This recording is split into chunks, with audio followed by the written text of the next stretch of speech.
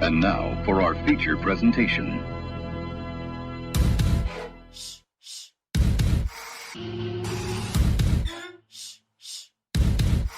You're listening to the JB and Goldwater Show. Live, loud, and online.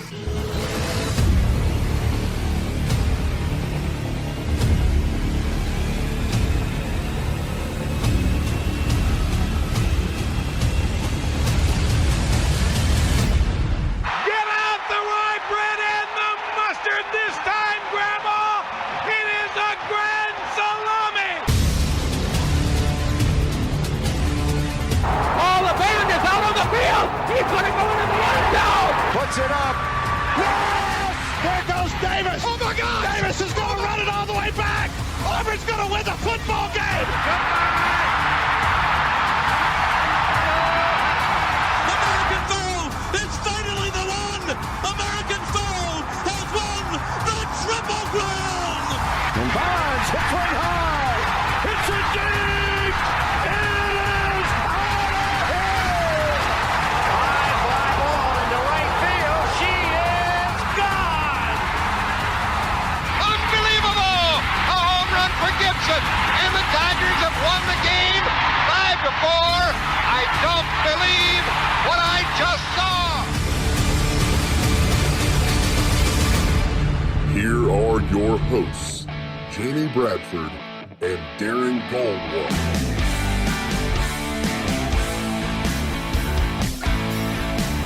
All right, greetings and a good Monday afternoon, and welcome aboard the JB and Goldwater Show, live, loud, and online, and driven by our friends and yours at Stokes Volkswagen. Find them at stokesvw.com. That's Darren all the way to the right of your screen. I am Jamie. We're here until 2 o'clock this afternoon, and between now and then, we've got plenty to discuss. You can watch us on Twitter, Facebook, YouTube, and Periscope. You can listen on the Podbean app. That's all free.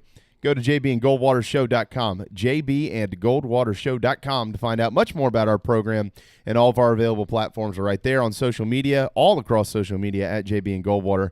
And, of course, he is at Darren Goldwater, and I am at Sports Radio JB. Wes Mitchell with Gamecock Central at 12:30, Reggie Merriweather with the Clemson Tigers at 1:30. And MLB postseason news to get to. That's all up and running today. The division round set to go here in just a couple of hours. We got some NFL notes. We got plenty of college football coming your way, Darren. And obviously here in just a moment, some reaction to South Carolina's loss this weekend. And I'll give you some notes that are a little bit disturbing for South Carolina fans with the trend of the program. But before we get there, good afternoon, my friend. How we doing today? I think that I was going to have some really interesting thing to say, and I forgot. I know what I was going to say. We're going to tackle the show better than the Gamecocks tackled the Gators. Yeah, that's at least on one play. That's what I was going to say. Yeah, at least on one play. No doubt about that. 843-321-8893. 843-321-8893. That is our phone number, and it's also our text line. So if you've got something to say, go ahead and say it. Get it off your chest. I might get to it before you do, though. Real quick, here's what happened around the country, or at least some notable scores to get to from the weekend. Obviously, the Gators beat the Gamecocks 38-24, and Clemson beats Virginia 41-23. Not the dominating win maybe many thought it would be, but it was a big win. And Clemson, of course, still undefeated, and we'll talk to Reggie about that and about Miami coming to town this weekend. Bama rolls over A&M 52-24. They're 2-0. A&M now 1-1 on the year. How about Georgia's performance against Auburn? Really impressive for the Dogs. 27-6, the final score. Stetson Bennett grew up a Dogs fan, walked on, transferred to JUCO, came back on scholarship, and now he's the starting quarterback of his dream school, and he might be living a dream. And he might not be giving up that starting job anytime soon. He might not be. No, all the talk for everybody else. It's a walk-on, former walk-on, Stetson Bennett, who's got control of the reins in Athens, no doubt. An upset in Austin. TCU downs the Longhorns, and the Big 12 continues its tumultuous start to the season. Tulsa upsets UCF 34-26. No national championship this year, unfortunately, for the Golden Knights, unless they already claimed it. North Carolina over Boston College in a wacky, weird game. But the Tar Heels are 2-0. Cincinnati beat South Florida. How about that Arkansas upset over Mississippi State this weekend? Mike Leach and the Bulldogs go to Death Valley and hang 44. They only score 14 at home against the Razorbacks. We'll talk about that one in just a little while as well. Oklahoma State beats up on Kansas State. Iowa State with an upset of Oklahoma. J.C. Sherbert might be right. They're 2-0 in the Big 12. Oklahoma, first time they've lost back-to-back games in 7 seasons. First time they've lost back-to-back Big 12 games since 1998. 22 years. JC picked Iowa State to win the Big 12 before the year started. When the year started, they struggled, but since then, they're 2-0. LSU beat Vanderbilt 41-7. Tennessee all over Mizzou. I didn't think it'd be close. It wasn't. How about NC State? They upset 24th-ranked Pittsburgh. They hung 30, beat them by 1. And SMU with I guess you could call it a little bit of an upset over Memphis, 30-27. But SMU, guys, is 4-0 to start the 2020 campaign. So that's kind of what happened in the top 25 around the country. I had my lock of the week, and I was on it from Monday all the way through Saturday, and I was wrong. I was way wrong. I had Oklahoma beating Iowa State, thought it would be a laugher, thought it would be a walkover, and instead Iowa State beat them handily, and Oklahoma's got issues at the moment. Yeah, Oklahoma's got issues. There's no doubt about that. And so does South Carolina. 38-24, the final score, and it's 0-2 to start the year for the first time since 1999 for Gamecock football. That year they didn't win a game, 0-11, before Lou Holtz would get it turned around, obviously, in 2000. Here are some disturbing trends for Gamecock football, Darren and others. 3-12 in their last 15 against Power 5 teams. 4-11 overall just in their last 15 games. This is the worst 15-game stretch since 1998-99 when they went 1-21. Their last win as a program almost a year ago, November the 2nd, 2019. That was against Vanderbilt, who they'll be playing this weekend in Nashville. Now, they've beaten Vanderbilt 11 straight years, and by God, they might want to make it 12 They might want to. It really falls off the rails. They haven't scored more than 30 points in a game since week 2 of last year. That was 72 points they scored against Autry Denson and Charleston Southerners. 12 straight games. Carolina hasn't put more than 30 points on the board. Vanderbilt's done it twice, by the way. One of those times was against LSU. This the last 4, and I get it. I know who these names are. A&M, Clemson, Tennessee, Florida. They've all averaged 34.25 points per game against the South Carolina defense. Well, there is more that goes into that, and I understand that. Okay, last week a pick 6 contributed. You've seen some crazy special teams things in the last couple of years, but it doesn't matter. Teams are still scoring 30-plus points per game against South Carolina. So even if you want to claim, well, the defense obviously played okay, but they gave up points because of their offense or their special teams, okay, but at the end of the day, they're still scoring 30-plus points a game. I went back and looked at Texas A&M's 2019 schedule and then how they've done to start the year. Texas A&M is not an offensive juggernaut, and they scored 30 points against South Carolina last November. I know Clemson is, so you give them credit. Florida appears to be, but they also had less than 350 total yards of offense this weekend and somehow still scored 38 points. Tennessee is not an offensive juggernaut. They might be capable of scoring points, but you gave up 41 to them last year and 31 this year. That's 72 points in 2 games to Tennessee. There's a problem, and it's a big one. And I don't know when it can get fixed or if it will get fixed. And you know where I don't want it. I don't want to be the guy. I never have wanted to be the guy that that gets fans riled up about coaches and things like that, because I support any coach who's coaching. You give him his time, and if it gets done, it gets done. If it doesn't, it doesn't. But it ain't getting done. No, and it's a problem. This is a real problem. I watched the game with a bunch of Gamecocks, actually. We had an outdoor tailgate party.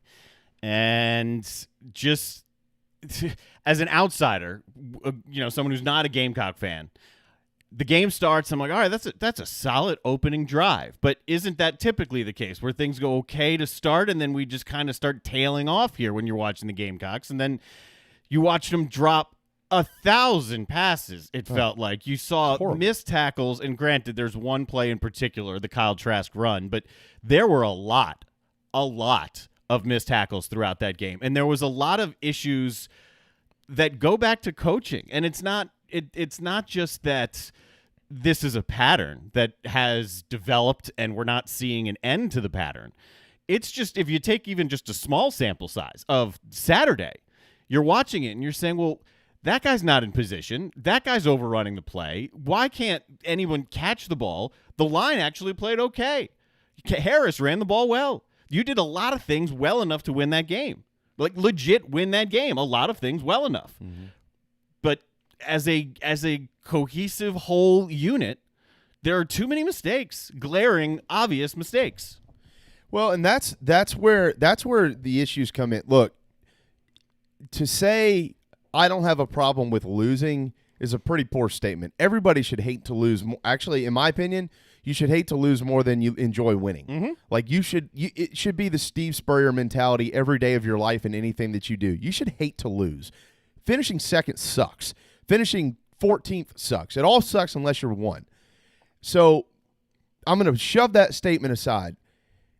It's about how they're consistently losing games. And that's the problem. Like, so let's just go to the end of the game here.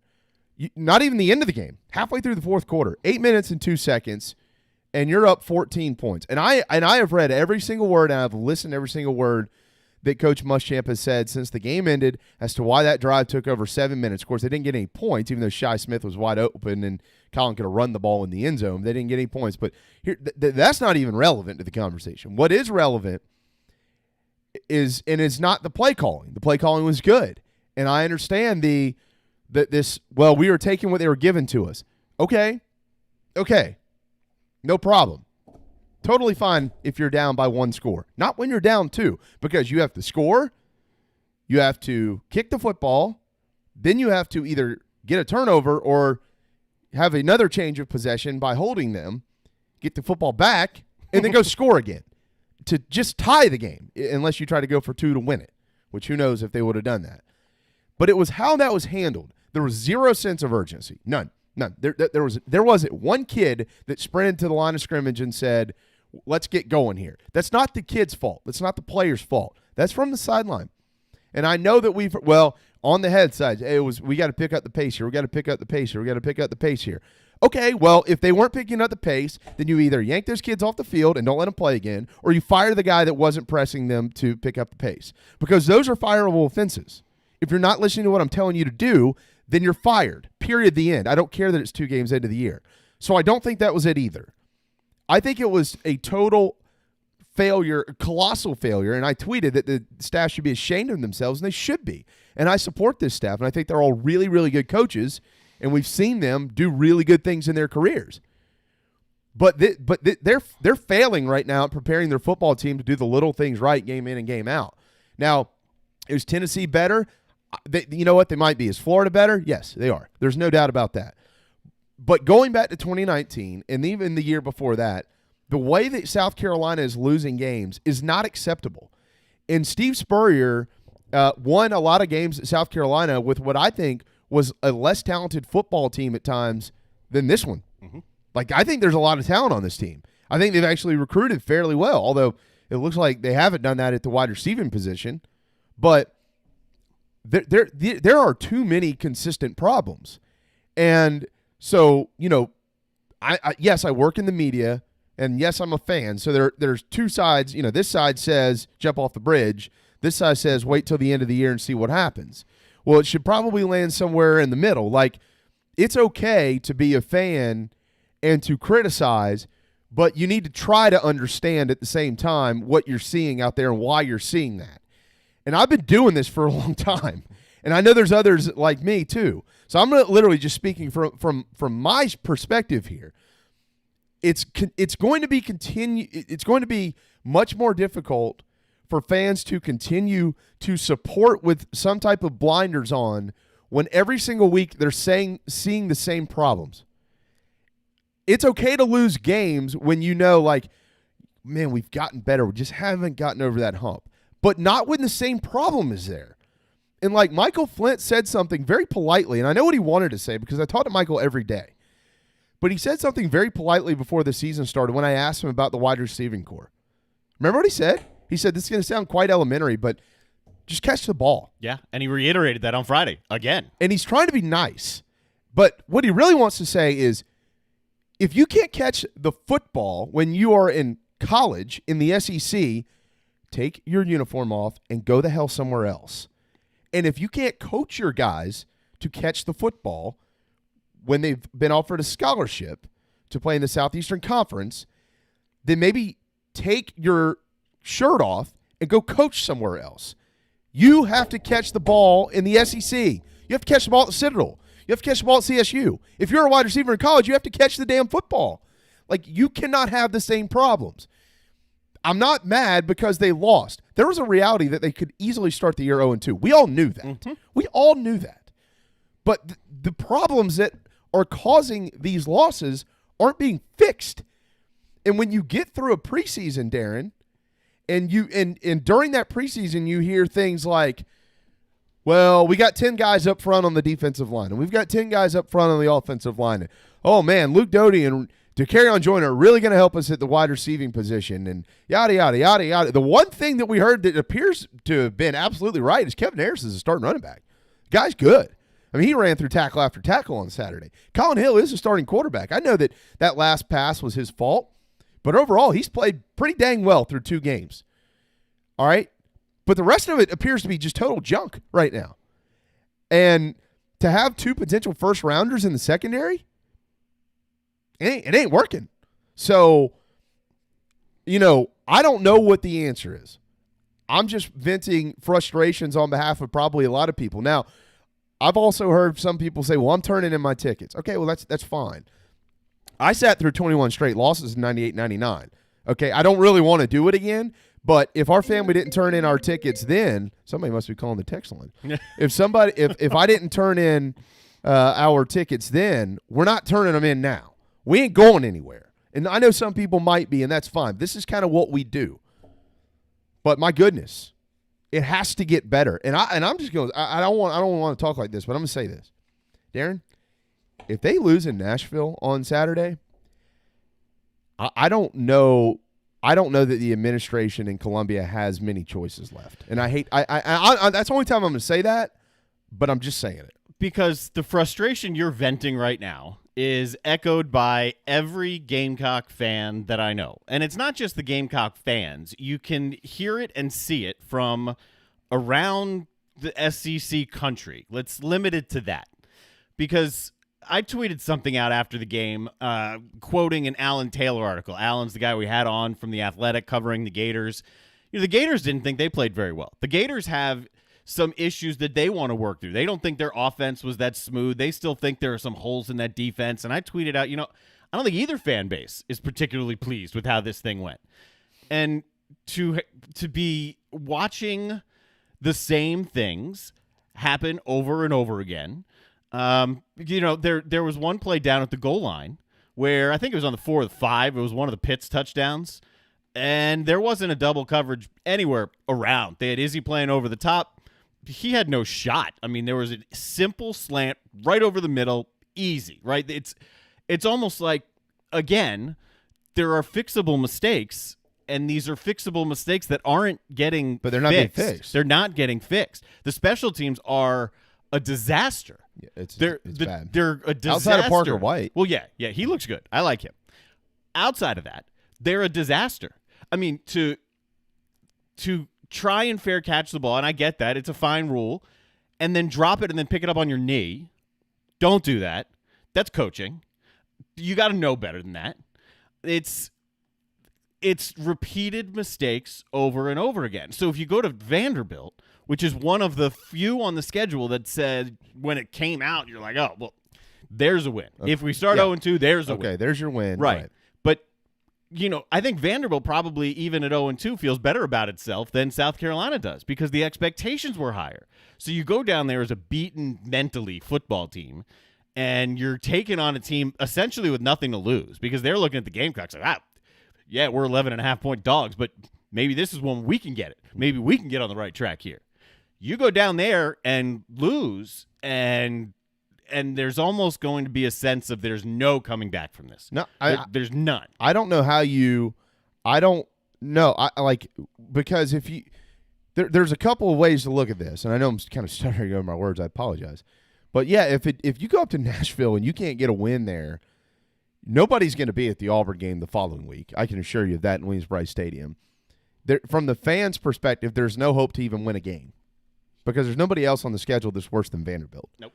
And I don't know at what point you start losing some of the football team where some of these guys are like, I'm just going to opt out. I mean, what would keep an Izzy McQuamu or a J.C. Horn or guys like that from saying, look, we're going to opt out the rest of the year and just focus on our pro careers and try to train? And nothing.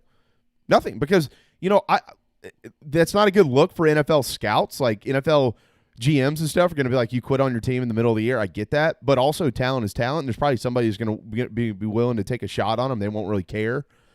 So, and that's kind of a trend in college football. And hopefully that doesn't happen. So I don't really necessarily want to go down that road yet, but you at least have to consider that the road is there. Like it's kind of a dirt road off the beaten path up here. But it might be there. That might be the direction they take. And let's hope not. Let's hope they're not going in that direction. But if you can't fix mistakes, Darren, and then you make the same mistakes, that's how you lose games like that. Like, that's how you lose to teams like Vanderbilt if it, God forbid, it happened, because you can't fix the previous mistakes. And the frustrating part is so much of this is defense. So much of this is defense. And that's supposed to be the calling card. The defense is supposed to be strong. The defense, the secondary in particular, supposed to be very good. Maybe one of the best in the country. Supposed to be. Mm-hmm. And then you're watching this happen, and you can correct me here if I'm wrong, but I'm watching the defense take bad angles and over pursue, and it's not just missed tackles. Tackling is a want to type of thing. Absolutely. Right? I mean, it's a you either want to tackle or you don't. Right. It's a I'm going to put you in the ground, not a I'm going to bump you. I'm going to get my hand on you. It's I'm going to finish this play. And I don't see it. I don't there may be a handful. Yeah, there are guys who are playing well, but as a group, I don't see it. And I don't see the want to. And I see the mistakes that we keep talking about, and so much of that is mental that I'm wondering if some of these guys aren't already saying to themselves, okay. What are we doing here? Right. So now that could be an unfair criticism. I don't know any of these guys personally. I don't know the coaching staff personally. I haven't been to those practices. I don't know. But watching it, I can say confidently it looks like that. Yeah. I mean, and that's just another piece of this frustration pie for fans of this football program, where it's like, look, these same problems are occurring. When you lose a game because, losing a game because you just get beat, that nobody has a problem with that. Losing a game because you made a couple of mistakes, nobody has a problem with that either. Losing games over and over because you made the same mistakes over and over, that's where people have problems. Like, when you can't see that things are getting better, then they're getting worse. Mm-hmm. If things aren't getting better, they're getting worse. There is no, well, we're consistent. No. It's getting worse unless it's getting better. That's just how it is in sports. And there's some glaring numbers. Like Carolina overall, they give 38 points, but they held them to under 350 yards of offense. They had 30 more plays offensively than Florida. 30, including this wonderful drive to end the game. But it would have been great to have that, at the start of the fourth quarter or at the start of the third quarter or something like that. Not when you're down 2 touchdowns at the end of the ball game.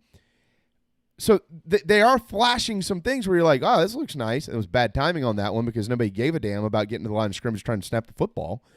But, have a 100-yard rusher. I mean, Kevin Harris looks good. Shi Smith, the first player in the history of the program to have back-to-back weeks of 10 or more catches.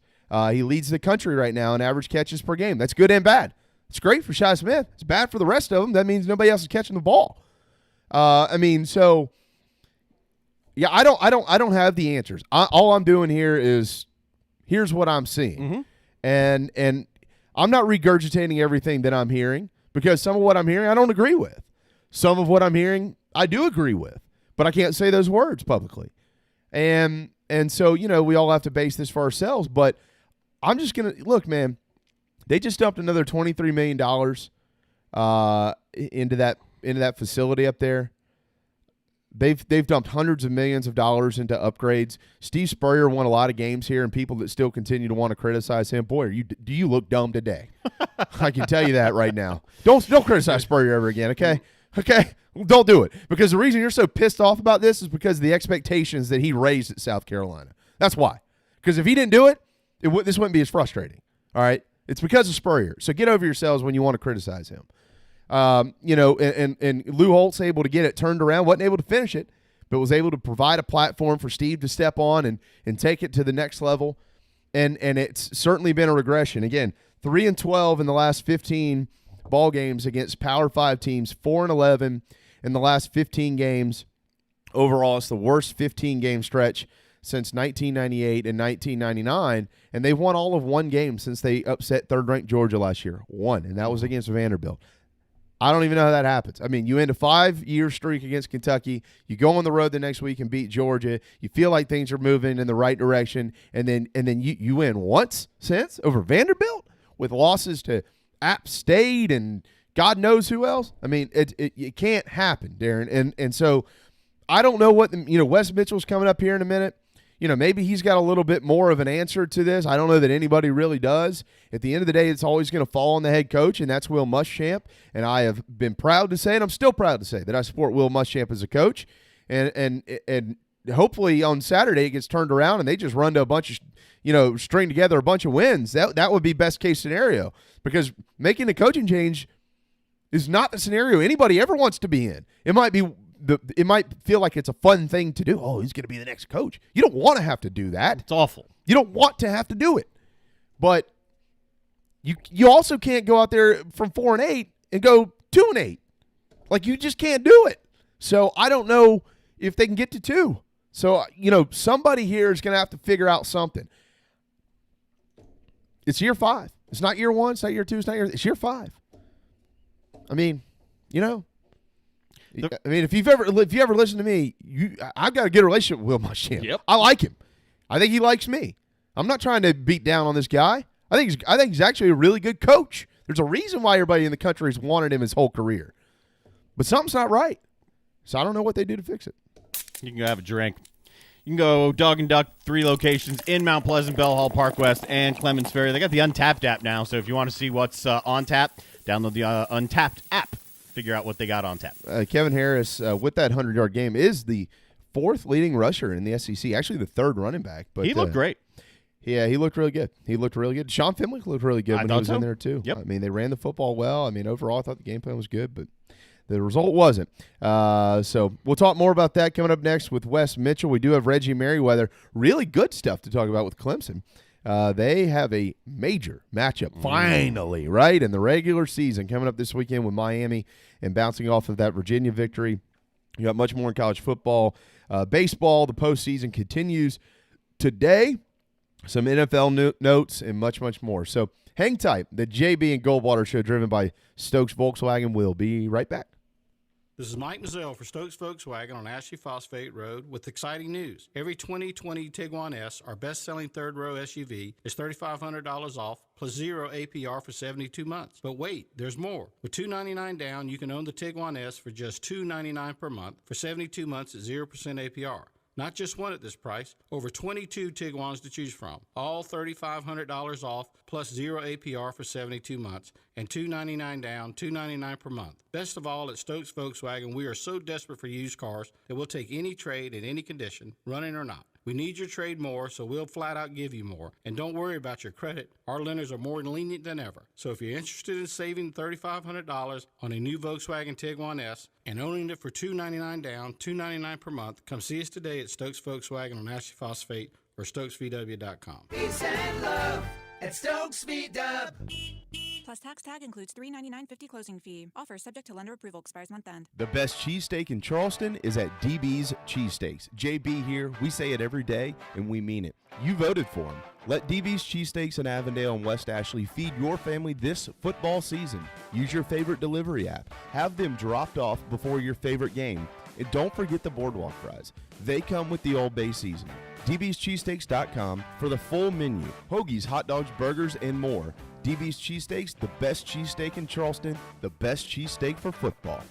Hey, guys, it's Darren, just here to tell you about our good friends over at Dog and Duck. They've got 3 locations, one in Bell Hall, one in Park West, and one, the new one, out on Clements Ferry. I can tell you from personal experience, it's the only restaurant in town that I've been to since this whole place has reopened. Everything is socially distant, very comfortable, and to top it all off, great selection of rotating craft beers, food specials every day, family meals. If you don't want to go in, you can order it and have some curbside pickup as well. Dog and Duck, 3 locations, proud partners of the JB and Goldwater Show.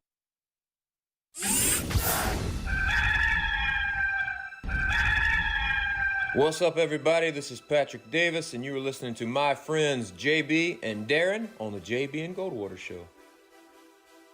Bentley throws a quick slam round. That's Debo at the 50, 40, give him a stiff arm at the 30, run away at the 20. Are you kidding me? This is Rodgers again to the 25, 20, 15, 10. Rodgers scores! Mitchell, pump fake, throws to Rice. Touchdown! He caught it in traffic. It was worth the wait for Steve Spurrier. With the ball to Bennett. He's on.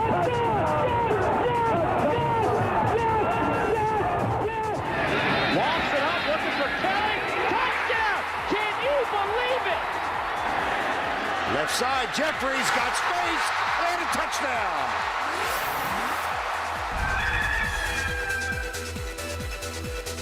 .12:31 on a Monday afternoon. Welcome back to the JB and Goldwater Show, driven by Stokes Volkswagen. Wes Mitchell will join us here in just a few moments with Gamecock Central, we'll look back and then look forward with him. Obviously, Gamecocks losing to Florida. If you didn't hear the first half of the show, might have not known that. Did they? Unless you checked in the first 25 minutes or so. Reggie Merriweather is ahead at 1:30 today. As well. Real quick, we didn't get to all the scores, but I do want to kind of remind people of what else happened outside of the top 25. Wake pounded Campbell. Mike Morgan called that game Friday night, actually 66-14. And down the Florida State. Florida State. Lost. They totally almost lost. They were down 14-0. Yeah, they almost lost. In the first, down 21-14 at half, but they rebounded to get that first win of the Mike Norvell tenure, 41-24, the final score. How about Zarek Cooper is the starting quarterback at Jacksonville State, the former Clemson backup QB, the transfer there. And the Gamecocks gave him a run. Then Virginia Tech does beat Duke. How about Duke? They've played 4 games. They're 0-4, and all 4, of course, have been in the ACC. So the first team to 0-4 this year. In the Atlantic Coast Conference, which is not necessarily a good thing, but that's kind of how it's all worked out thus far for the Blue Devils, who I thought would be a little bit better after that loss to Notre Dame. And then elsewhere in the SEC, teams that were ranked, only one, and it was the upset that both Darren and I called on Friday afternoon. Ole Miss, not an upset, I'm sorry. It was Kentucky was favored in the game, but we thought Ole Miss would win. Then and it's an upset. Kentucky ran for like 400 yards or something. Lost the game? Yeah, lost the game. 42-41. So Kentucky, South Carolina, similar in that they're both 0-2 to start the year. We'll see where Ole Miss can go with that 1-1 start. Who knows? All right, to the phone lines we go. That's where we find our friend Wes Mitchell with Gamecock Central on Twitter at Wes Mitchell GC. Hey, bud. Hey, what's up, guys? Just another Monday around here, right? Isn't that how it works? Look, Wes, we'll get to some of the ins and outs of the ball game, plays and stuff like that here in just a minute. But let's just start with that final drive. Let's start there, because I like you have listened to every word that Coach Muschamp has said since the end of the game, every one. All right, I've gone back and listened to it, and I don't agree. Still, I do not agree. I understand we got to take what the defense gives us. I get that, but. You mean to tell me that you couldn't get your football team moving any faster? You kept saying, let's pick up the pace a little bit. That doesn't sound very encouraging, number one. And number two, taking what the defense gives you is one thing, but just lollygagging up to the line of scrimmage and standing around for 30 seconds before you snap the next football, that's a whole nother story. There's no other way to put it. That was just absolutely poorly done. Yeah, and I think for me personally, like I sort of separate the drive out into 2 halves, and I went back and watched it, and I even I know some other people online have done the same. I charted it out myself and wrote down how much time was in between each snap and all that stuff. And, I think if you look at how South Carolina had operated for most of the game, they'd been more successful when they sort of took that more methodical approach and sort of made sure they, didn't rush to the line and stuff like that. So I think the first half of the drive, I actually didn't really have a problem because it's such a key drive. You have to execute there. I think the big issue is once you start getting, sort of below that 5-minute, then below that 4-minute mark, and then, you had a couple of times where there was either a scramble or a completion short of the sticks, and even then, you had an RPO that ended up, I won't say forcing you to hand the ball off, but the read created a handoff, but the handoff did not get a first down. Then you had another, run that did not get a first down. So the clock at that point, I think, was getting down to around 2 minutes and under. So, it's just there's really no way to shape it or no other way to say it. It was just a bad look for South Carolina down 14. Like I said, at the beginning of the drive, I sort of get that you can't panic. But certainly we've seen that they have tempo in their package. We've seen that they even ran a little bit of up-tempo at very specific times earlier in the game. So, that means they can do it. So it was kind of odd, especially some of the substituting and stuff like that, which, like I said, for most of the game, I understand that sort of methodical pace, but down by 2 scores, you certainly understand all the questions that Muschamp is getting today. Yeah, and rightfully so. And I'm with you there. Look, you got the ball with 8 minutes and 2 seconds to go, so I get it. You're not just trying to fly that thing down the field. That is ample time if you can do it the right way. And I don't think anybody's asking them to just run up there, hurry up offense or anything like that. But the pace that they were moving was awful. And I get the first couple plays, all right, let's try to get this thing right and try to figure out what we're doing here. But, I mean, there's other teams out there who've been down 2 scores before who moved at a hell of a lot faster pace than this one. And it was just brutal to watch, Wes. I mean, and this comes from people that know football and comes from people that don't. I mean, it was very understandable why there's the frustration there. I think Will Muschamp was frustrated with having to answer questions about it afterwards. But, I mean, I don't really know what else there is to say. If you're sitting here telling me you're trying to move the pace, we need to pick up the pace, and they're not still picking up the pace, then what do you do? I mean, how do you handle that situation? Yeah, I mean, I don't know. There's more questions than answers right now, and I think you look and there.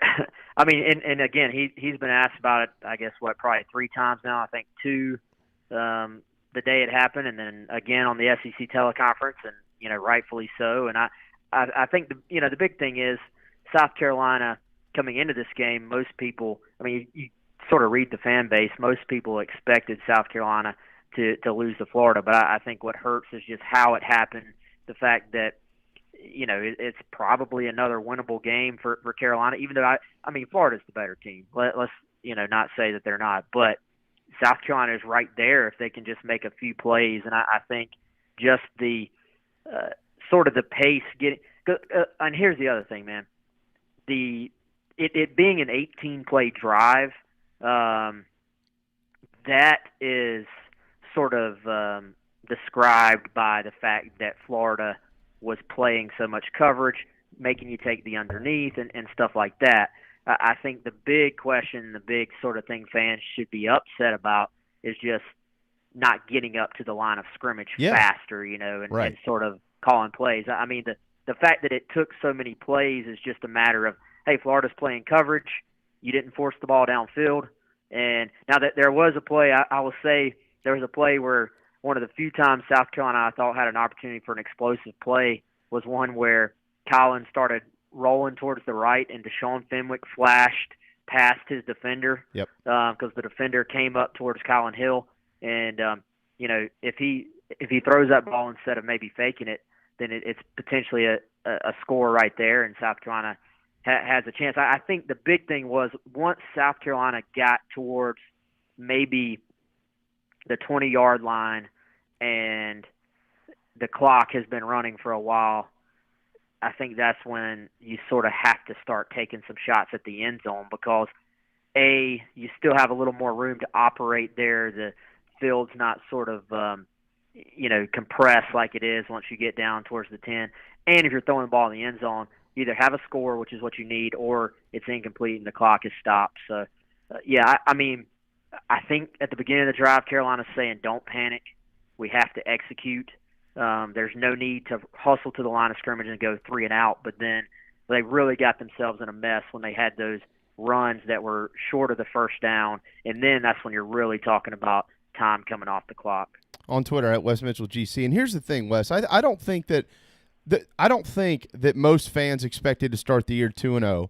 I think the large majority of people thought they're probably going to start 1-1, but they definitely could start 0-2 because Tennessee might be a better team, and they might be. I still don't think they truly are, but they might be. And we all knew that Florida was a better team.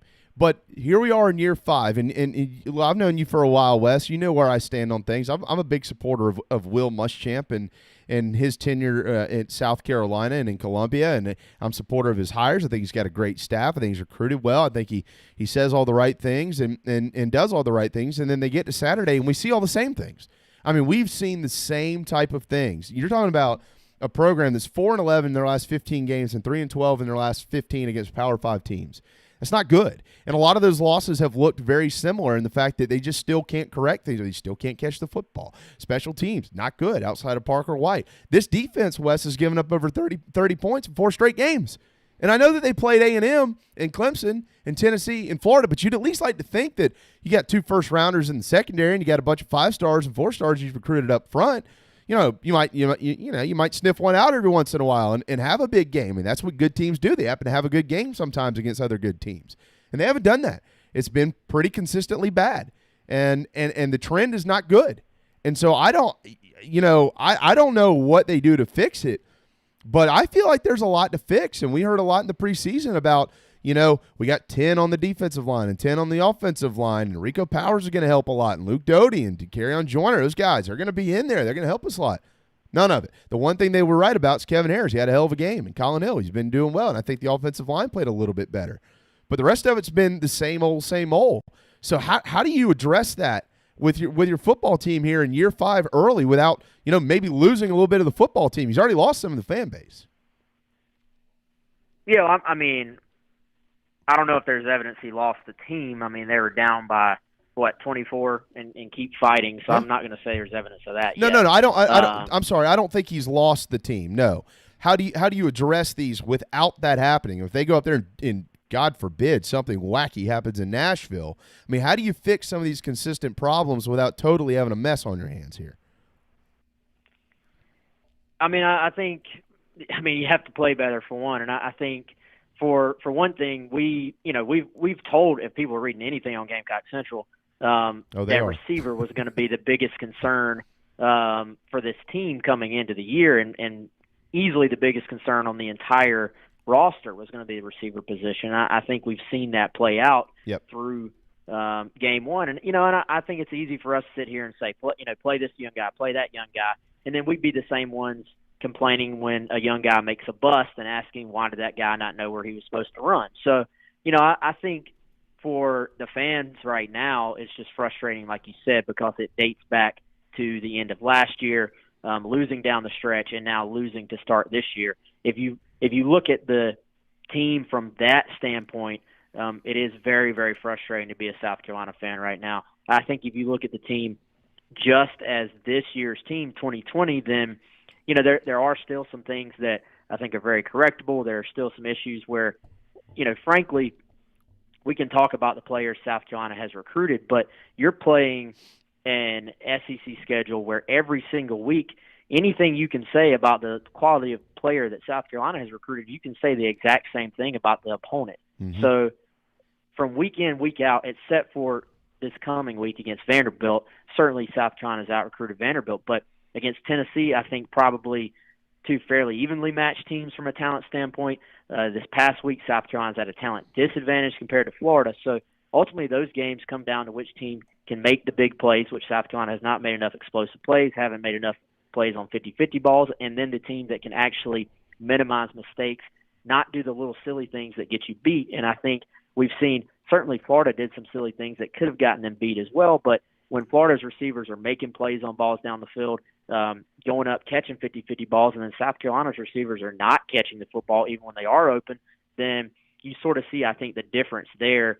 in consistency and ability that Florida has and that South Carolina has. And I think, this is year 5, so this is recruited, all by this staff. So I understand certainly South Carolina fans' frustrations.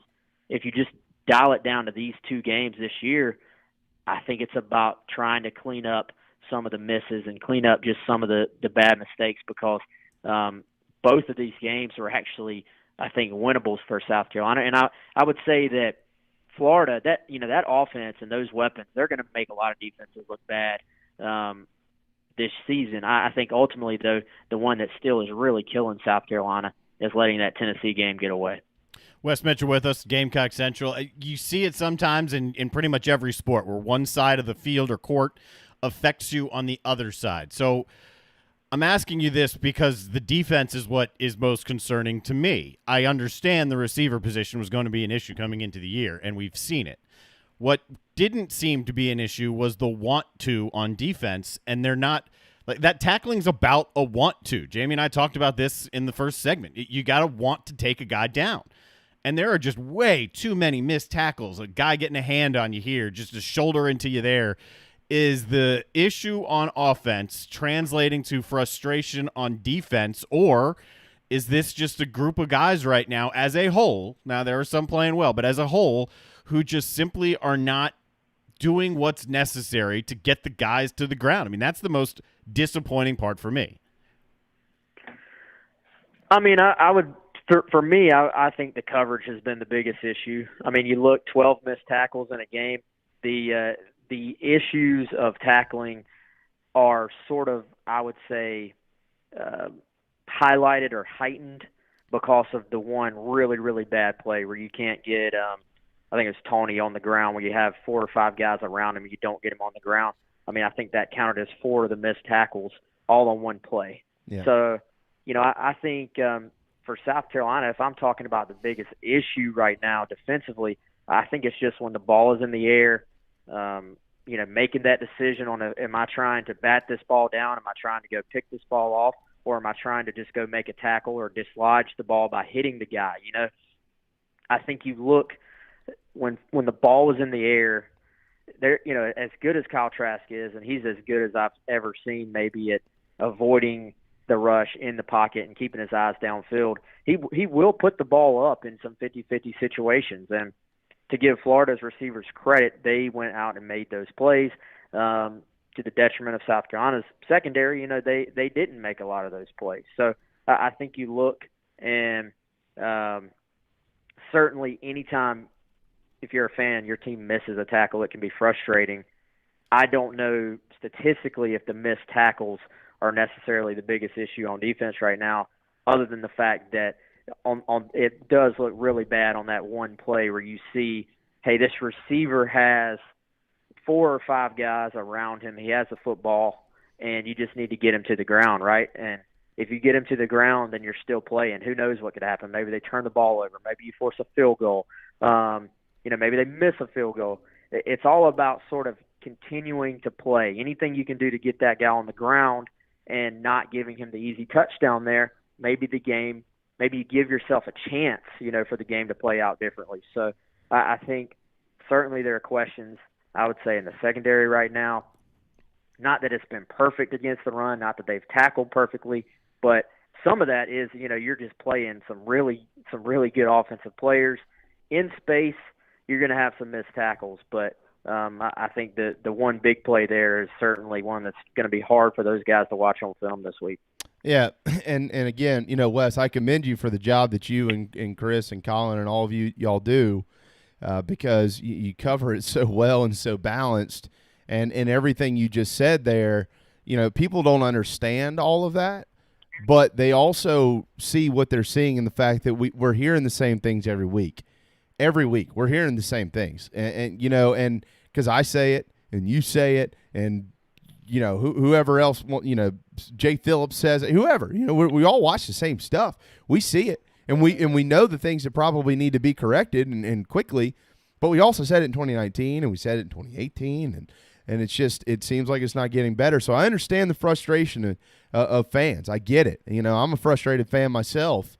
But, you know, we also have to understand that these are correctable mistakes, but they just need to be corrected, and they haven't been. So let's kind of take that forward then. You've got Vandy. All right, so Vandy scored 19 points this year in 2 games. They lost both of them to tough teams, A&M and LSU. Carolina, I think, is already opened as 11.5, 12-point favorite, something like that in this ball game. We expect South Carolina to win the game, and we expect them to win the game handedly. I think that's a more than fair statement. I mean, they should beat the crap out of Vanderbilt. Let's just say it pretty bluntly here. But what if they don't? You know, what if this is a close ball game in Nashville, Wes? I mean, what would the temperature be in Columbia if it is? You know, I don't know. I mean, I think we'd have to see what happens there. I mean, South Carolina's beat Vandy, 11 straight times? Yep. You know, this is a game South Carolina should win. This is a game I think South Carolina will win. I think, you know, Vegas, and it's funny you post, you know, Vegas has South Carolina as a 12-point favorite here, and some people are surprised to see that. So, you know, I think South Carolina is definitely a better team than Vanderbilt, and that's what, you know, I expect them to win on Saturday. Obviously, if they lose this game, then there's going to be a lot of Gamecock fans that are not very happy, and I have a feeling they will be making their thoughts known if that happens. Yeah, by not showing up the following week. All right, but to be fair to the conversation, let's be fair to the conversation here. We got a loss to Tennessee. Could have easily been a win. Quite frankly, they should have won that game. I'm not going to say they should have beat Florida, but everybody's frustrated with how the same things happen and how the end of the game is handled, things like that. They start 0-2. There are still 8 games to play. So let's be fair to this conversation, as we should be, and this is the approach that I'm taking, even inventing what I've vented today here. You got a game you should win against Vanderbilt, West. Let's move past that. Let's say they're 1-2. Has Auburn been the team that you think that they were going to be coming into the year? What about Texas A&M? What about Missouri? You got Georgia at home. You beat them last year. Who will Georgia be late in the year with Stetson Bennett? What about Kentucky? They're 0-2 to start the year. Ole Miss might be a little bit better than people thought. Is LSU a team that's beatable on the road in Death Valley? Well, clearly Mike Leach thinks so, even though they lost to Arkansas this weekend. When you look at those next 8 games, is there an argument that maybe the 2 most difficult games back-to-back have already been played? Yeah, I mean, you can make that argument, and I think we're all guilty of sort of getting ahead of ourselves. And again, sure. Here's the thing, man. No I get it. Like, I get it. Fan base frustration, I understand.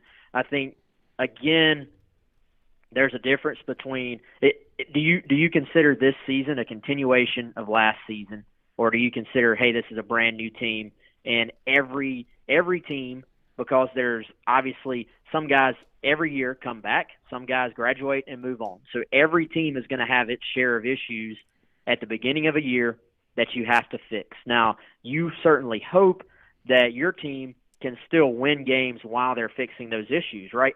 Georgia already had to make a change at quarterback. They're down to Arkansas game 1 because their quarterback is not playing well. So what do? The guy that they went with to start the year, they realize maybe this ain't the guy. They make a change. They're still able to win both games. Now, granted, they were, you know, way more talented than the team they were playing in Arkansas to start the year. Arkansas on a complete reset with a new coaching staff and maybe the second least talented team in the SEC. Well, if you're South Carolina, you're playing SEC teams again with a common sort of talent level that is similar, or maybe you're less talented. So when you're trying to fix these issues, you hope that you're going to win games in the process, but sometimes you don't. So that's why you're sitting here at 0-2. So it is a different year. It's tough. Again, I get the frustration because dating back to last year, South Carolina's not been able to win enough games.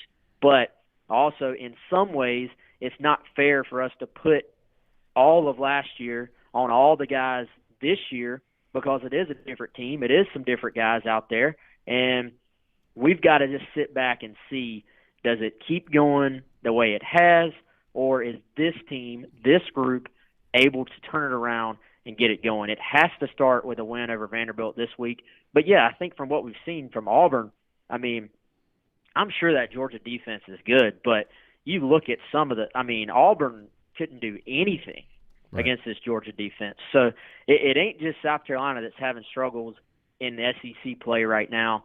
No team has had an opportunity to just have a tune-up, and work out the kinks. There's a reason that NFL teams have 4 preseason games every year except this year. It's because football is a game that every single year you have to tune up. You have to sort of work through your issues, and you don't know what guys are going to do on an actual game field in front of fans on TV compared to what they're going to do playing against their teammates in practice with nobody really watching. So you have to adjust. South Carolina and their coaches, they get the chance to adjust just like everybody else. So we'll see. It's easy for us to sit here and say, well, this freshman should have played and that freshman should have played when we're 2 games into the season. So I think moving forward, there are some games that are probably more winnable than we thought moving forward. Again, it starts with a win this week, and let's just see how the season plays out. Wes Mitchell, Gamecock Central, with us here. There's some positivity out of you here, Wes. I like that. I mean, there's certain hang on, let's relax, and let's slowly move forward. We got a text from Concerned Gamecocks. By the way, that's 843-321-8893. Any snap count numbers for Jordan Birch in terms of percentage of plays he was on the field for? Well, if I was really mean, I'd say he needs to sign up for Gamecock Central. But yeah, that's right. That number is on Gamecock Central. Okay, I missed it. Since I am in a good mood, I'll give it to him. Jordan Birch, 12 snaps. Ooh. Which again, I think, and don't absolutely. If you look at Jordan Birch, Zach Pickens, those guys look a little bit – I think I said this maybe last week. Those guys look a little bit different physically, athletically than some of the older guys on the team. But I think we're so guilty of saying, hey, put this freshman in, put this freshman in, put this freshman in. Well, when a freshman goes in and then gets bounced out of their gap or doesn't know where they're supposed to be or has a coverage bust, we're the same people saying, well, it's year 5. Why are we busting coverages out there? Or why is that guy out of his gap? Or why are we getting gashed in the run? Mm-hmm. So there's give and take. I think Jordan Birch has played probably about the same snaps week 1, week 2. They're bringing him along, I think, at a steady pace. As this year goes on, will Jordan Birch play more? Absolutely. Rico Powers, at receiver, he played way more in week 2. He played 52 snaps on Saturday. After playing, I think, less than 10 on week 1. So, yes, the freshmen, the young guys are going to play more and more. Tonka Hemingway, he played 10 snaps on Saturday.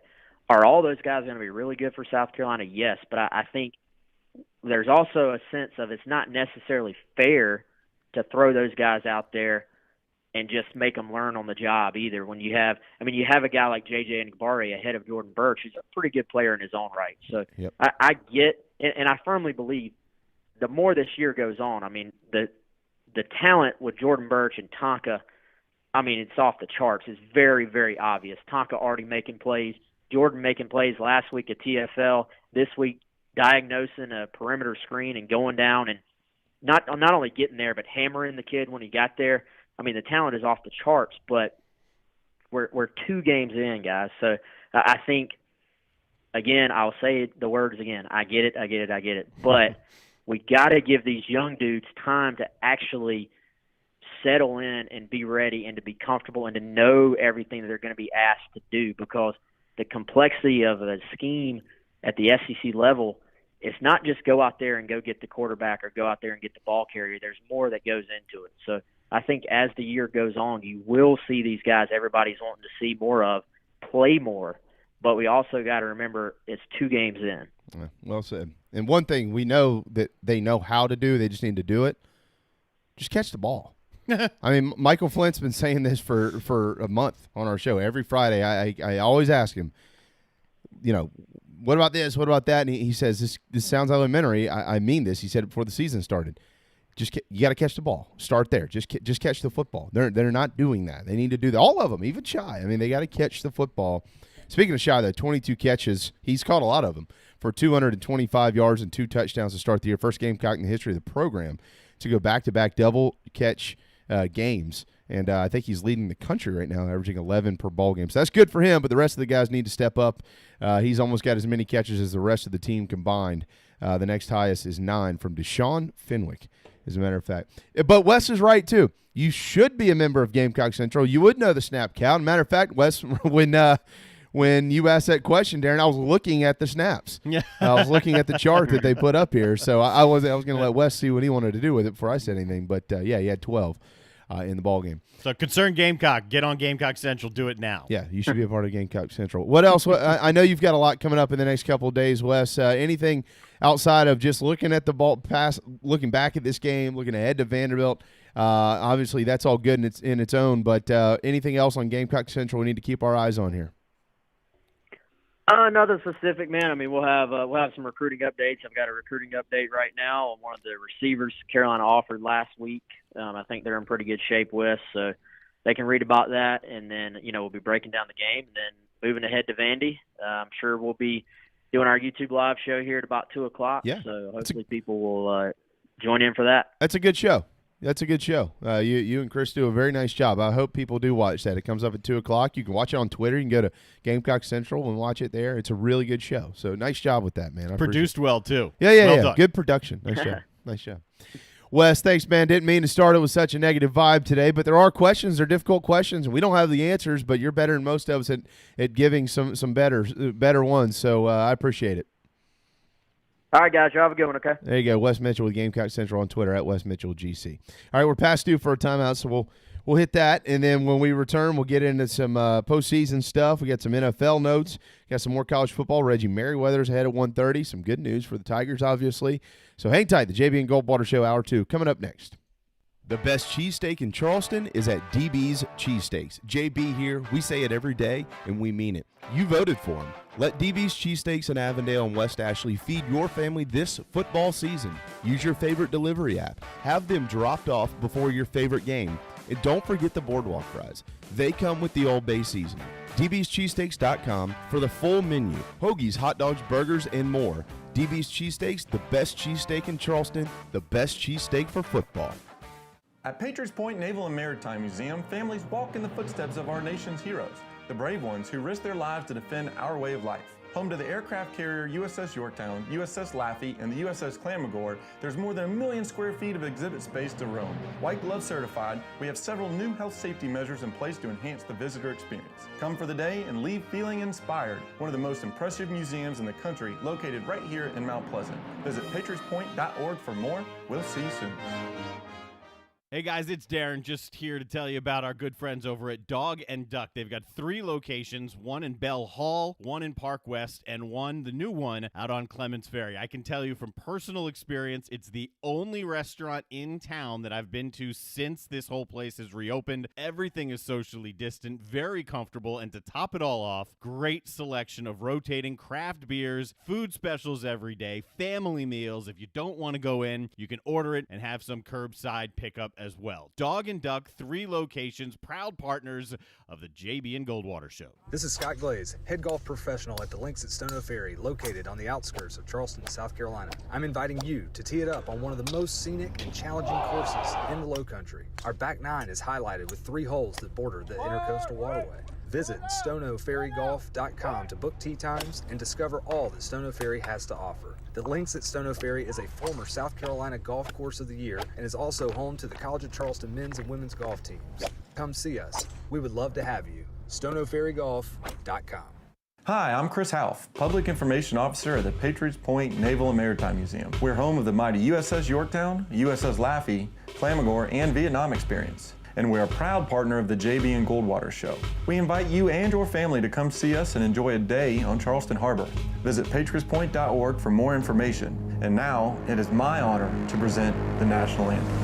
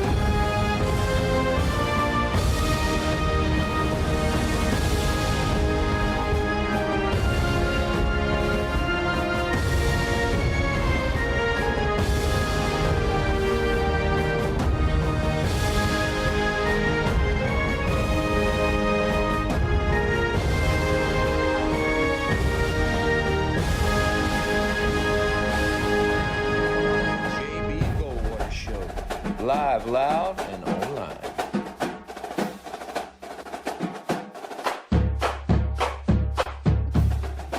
All right, 106, welcome back to JB and Goldwater Show, driven by Stokes Volkswagen on a beautiful Monday afternoon here in the Low Country. 843-321-8893, that's our phone number. Watch on Twitter, Facebook, YouTube, Periscope. Listen on the Podbean app. It's all free, jbandgoldwatershow.com, collectively across social media platforms at JB and Goldwater. I am at Sports Radio JB, and he is at Darren Goldwater. Again, 843-321-8893. That is our phone number and our text line. Thanks to Wes for joining us in that last segment. Reggie Merriweather coming up here in about 25 minutes or so. We'll get to some Clemson football with him. But in the meantime, we do have some news. We have some kickoff news to get out to all of you. The ACC has announced the week of October 17th kick times, and it will lead at noon on either ABC or the ACC network with Clemson at Georgia Tech. They will designate that game after this weekend's ball game. So Clemson at Georgia Tech, a noon kick Saturday, October the 17th. Also at noon, Pittsburgh and Miami, either on ABC or the ACC network. So one of those is going to get one's going to get the other. Liberty and Syracuse at noon, that's televised regionally. Louisville and Notre Dame, 2:30 on NBC. That's been previously announced. Duke and NC State, 3:30, also a regional broadcast. The ACC network's got Virginia at Wake at 4 o'clock, and then at 7 o'clock that night on ESPN, North Carolina at Florida State. And Boston College at Virginia Tech at 8 o'clock on the ACC network. Again, that is the week of October the 17th. The SEC also has announced their kick times for October the 17th, and it leads at noon with Kentucky at Tennessee. That one will be on the SEC network or ESPN. The other, Auburn at South Carolina, noon, either on ESPN or the SEC network. So that'll be 3 straight noon kicks for the Gamecocks. LSU at Florida at 3:30 on ESPN. Ole Miss at Arkansas at 3:30 on ESPN2. A&M at Mississippi State at 4 on the SEC network. Vanderbilt at Missouri at 7:30 on the SEC network. And previously announced Georgia at Alabama at 8 o'clock that night on CBS. So we'll find out whether Carolina is on ESPN or the SEC network after this weekend's ball game, but Auburn and the Gamecocks will kick at noon. So Clemson and South Carolina both playing at noon that weekend, so won't be able to watch one or the other. So, what's your biggest takeaway? Outside of the South Carolina game, we saw Stetson Bennett look like a 5-star recruit and a first-team All-SEC guy. We saw Tennessee go for it and succeed on 4 different fourth downs. Maybe they're better than we thought they were last week. We saw Ole Miss. Arkansas beats Mississippi State. What's your biggest takeaway? Yeah, look, I think it's the Arkansas win. Mm-hmm. I think it's the Arkansas win. I mean, you got to give all the credit in the world to Stetson Bennett and to Georgia. You're talking about just in the SEC. Yeah, right? the SEC. Yeah, you got to give all the credit in the world to them. But at the same time, like Georgia's defense, we knew was really, really good, and they showed it again on Saturday. And so you could kind of see why if that offense can just kind of click, it really doesn't matter who plays quarterback. So certainly, want to consider that. Alabama hanging over 50 on A&M is right up there. Love Ole Miss's win, no doubt about that. Was impressed with Tennessee, but I thought that they would win the game the way they did. But there was people who thought Arkansas wouldn't win a game, and they beat Mississippi State, who beat LSU last week by 10, scoring 44 in Death Valley, and they held, most importantly, held them at home to only 14. So the home debut for Mike Leach, they hung 2 touchdowns on the board and couldn't get any closer.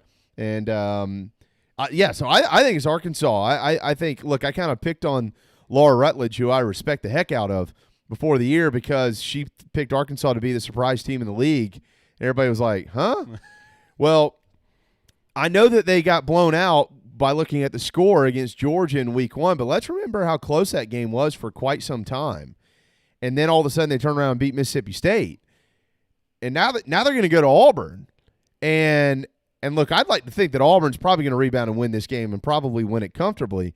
But I don't know that you can discount that just yet. I think you're going to have to see it. So, that was my biggest takeaway, at least in that league. Yeah, and the other thing that's wild, what we thought we knew after week 1, which, let's be honest, it's week 1. It's flipped around. I mean, So what does Mississippi State's loss mean about LSU's defense? The fact that they couldn't move the ball against Arkansas, but shredded LSU. What does it mean for for Auburn? I think Auburn has problems. I said this to you last week, and they won. And again, this week they looked awful against a much better defense. But I don't know if Auburn is the team that's really going to push Alabama in the West either. And Texas A&M, they're probably screaming their heads off in College Station about Jimbo Fisher. Well, look. Okay, so let's just run down this list here real quick. And I know we got to get to some baseball and stuff, but let's just run down the list. Let's do it. When we started the year, all right, we start the season, and everybody says, okay, well, Alabama's going to be not only the team to beat in the SEC West, but they're probably going to be the team to beat overall in the league, right? And so far, so good. It's proving that. I think they probably want to get a couple of things cleaned up defensively. I don't think they're the best defensive team in the league. I think that's Georgia. But they are 2-0, and they apparently can still score. All right. Well, Arkansas. All right, so is Arkansas better or worse from what we thought going into the year? I think they're better. Is Mississippi State better or worse from what we thought going into the year? I don't know yet. Right. I don't know. I just don't know yet. Is Auburn better or worse? I think they're worse. Is LSU better or worse?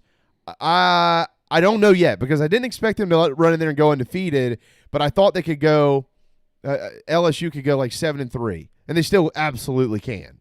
But they lose that first game to Mississippi State. We kind of said all along, hey, look, Mike Leach's guys, careful LSU. I don't know that I want to get him game one. You might need to kind of see it on tape first before you want to play him.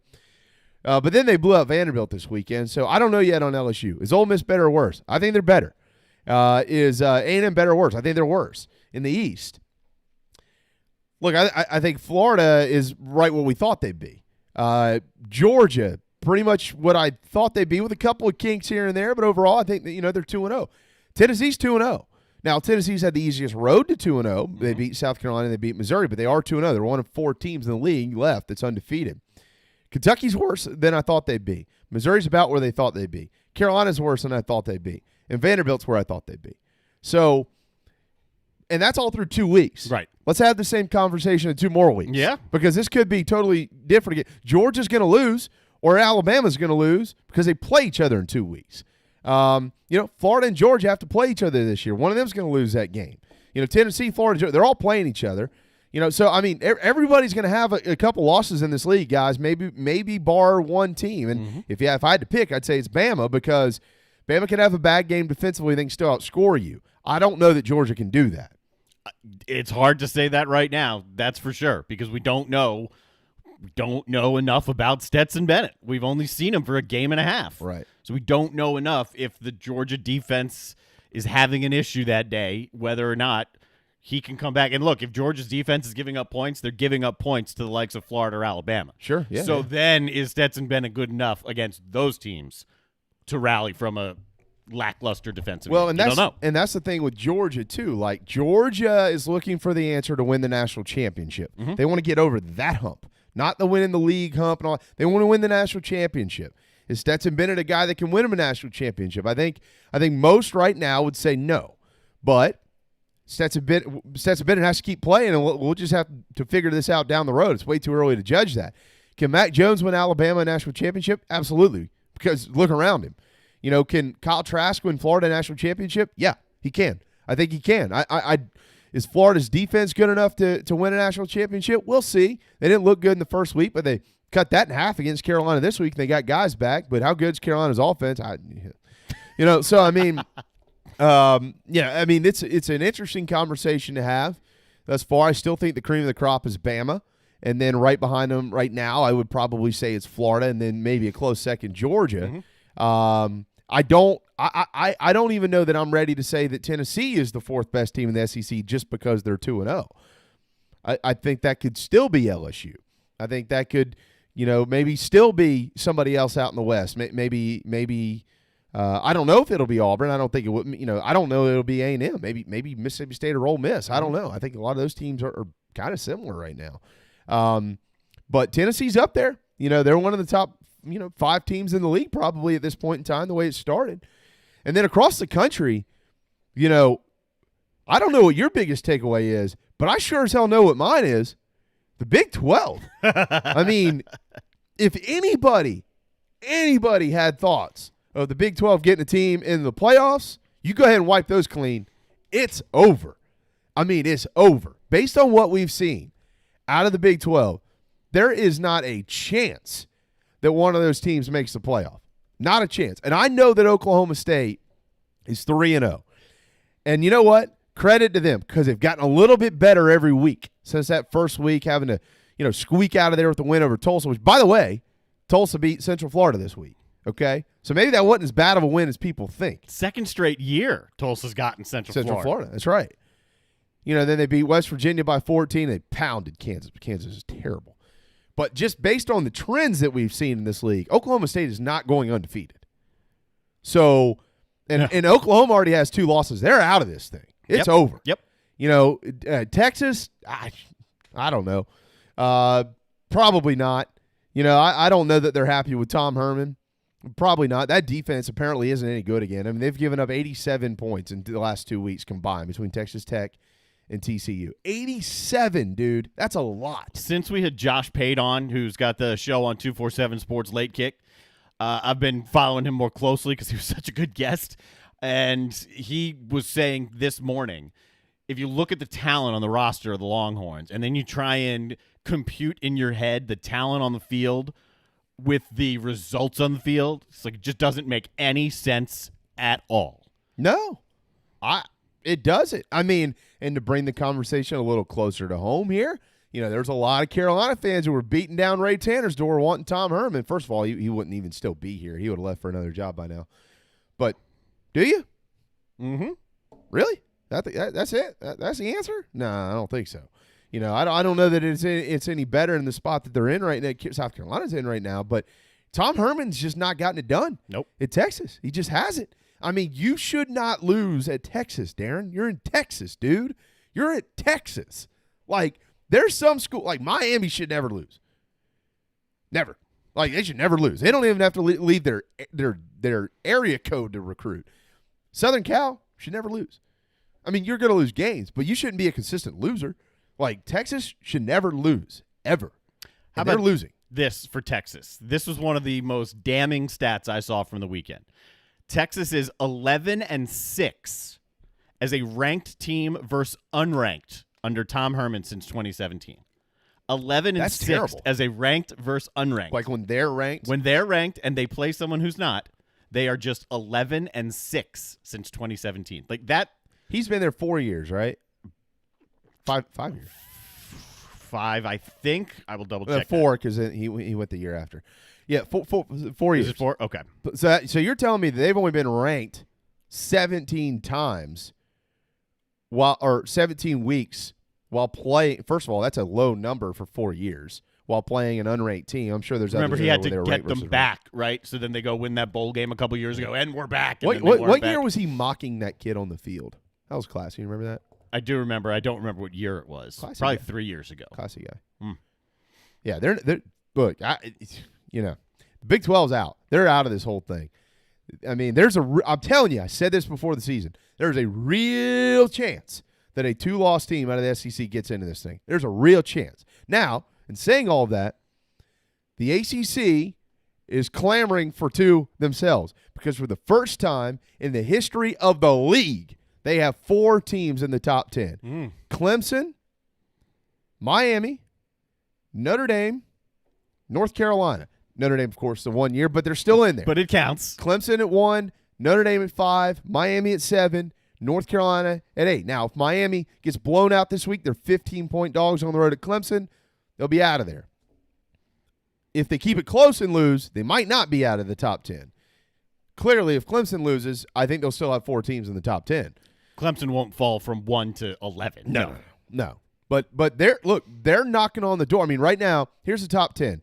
Clemson, Bama, Georgia at 3, Florida at 4, Notre Dame at 5, Ohio State haven't played at 6. Miami at 7, North Carolina at 8, Penn State hadn't played at 9, and Oklahoma State at 10. So obviously you got 3 teams in the top 4 out of the SEC, and you got 4 teams in the top 10, or I'd say 4 teams in the top 8 out of the ACC. This could really happen, guys. Like, this could truly happen. But, we'll see what happens with the Pac-12, and obviously I think the Big Ten is going to have somebody in there. It's either going to be Ohio State or Penn State, if you ask me. I still think that what's happening with the Big 12, I think opens the door not only for what you're saying, maybe a 2-loss SEC team, maybe a second ACC, although I'm not so much on board, but a second Big Ten team because of the way the schedule shapes up, because of that extra game on the championship day. Yeah. So let's say Ohio State beats Penn State. They'll be probably heavily favored in State College to do that. That's week 2. Let's say Penn State does not lose again. So they're a 1-loss team. They're the second seed out of that division. They play the second seed from the other side. Take your pick, whoever it's going to be. Ohio State wins the Big Ten championship. Penn State's then, 9-1 if they win that game? Theoretically, then, there's a very good chance that if other teams are playing themselves out of the playoffs, the Big Ten slides an extra one in. Could play. Well, they'd be 8-1, right? Aren't they playing 8 regular season games, 7-1, and then win that one, so it'd be 8-1? Okay, yeah. But it doesn't matter. It doesn't matter. I did my math wrong. It doesn't matter. It doesn't matter. 8-1, 9-1. It doesn't matter. That's all in the same, quite frankly, if your only losses to Ohio State. Right. Or vice versa. Right. Or vice versa. So, if I'm hearing you correctly, which I think I am, right now, the way this – because I don't think there's 2 teams good enough in the Pac-12 to get into the playoff. I don't even know if there's 1. But there definitely isn't 2. So, the SEC is already – so far proven that there could be 2, if not 3, good enough to get in there. I'm not saying that 3 would get in. Right. Good enough to get into the playoff. The Big Ten might have a pair. We know the ACC has 1, if not 2. And we have to look. We got to watch this thing and see how Notre Dame and Miami and North Carolina, even though I told you it'd be close up there in BC, and it was go down the stretch here. But there could be 3 leagues with 2 teams good enough to get into this thing. And then there could be 2 leagues who don't have any teams good enough to get into it. Yes. And the Big 12 and the Pac-12. Yes. Crazy. ACC will be interesting because we're going to learn a lot about the ACC over the next couple of weeks, how Miami handles Clemson. The following week they get Pitt with an awesome defense, but they just gave up 1 billion yards through the air to NC State. So but I think we'll learn a lot more about the ACC in the next couple of weeks. Baseball is on the docket today. Houston and Oakland. Whew. Could be fireworks in this one. Lance McCullers Jr., he will start versus Chris Bassett, 4:07 p.m. on TBS, Tampa, and New York. Could be fireworks. But, hey, look, guys, both of these series in the American League, they don't like each other. Oakland and Houston, no. They're not fans. Tampa and New York, they ain't fans either. Garrett Cole and Blake Snell. Could be a really good matchup there. 8:07 tonight on TBS. So TBS Today, you're home for postseason baseball. The Braves, they will start the divisional round tomorrow on Fox Sports 1 at 2:08 p.m. Max Fried going against newly signed undecided for Miami. Just signed him. New guy to the roster. They haven't figured out who they're pitching. Well, that's because they still probably don't know exactly who's on their roster yet. Yeah, but they're still winning. Who's COVID-free? What's your name? You can get out there. But Max will definitely be on the mound. Braves with a chance to get back to the National League Championship Series for the first time in a long time. So looking forward to that. Oakland and Houston tomorrow at 4:30. Tampa and New York 8:10 tomorrow night. Late. 9:38 on Fox Sports 1. That's San Diego and Los Angeles. Guess what? They don't like each other either. Walker Buehler, that's Ferris Bueller's brother. He'll start for Los Angeles. Padres have not announced a starter. Glasnow goes for Tampa. New York has not announced a starter either. So we're waiting to see on that. But fired up to watch the Braves tomorrow right when we get off the air. Certainly that one will be on Fox Sports 1. All TBS today, though, all American League and Major League Baseball. And remember, neutral sites now.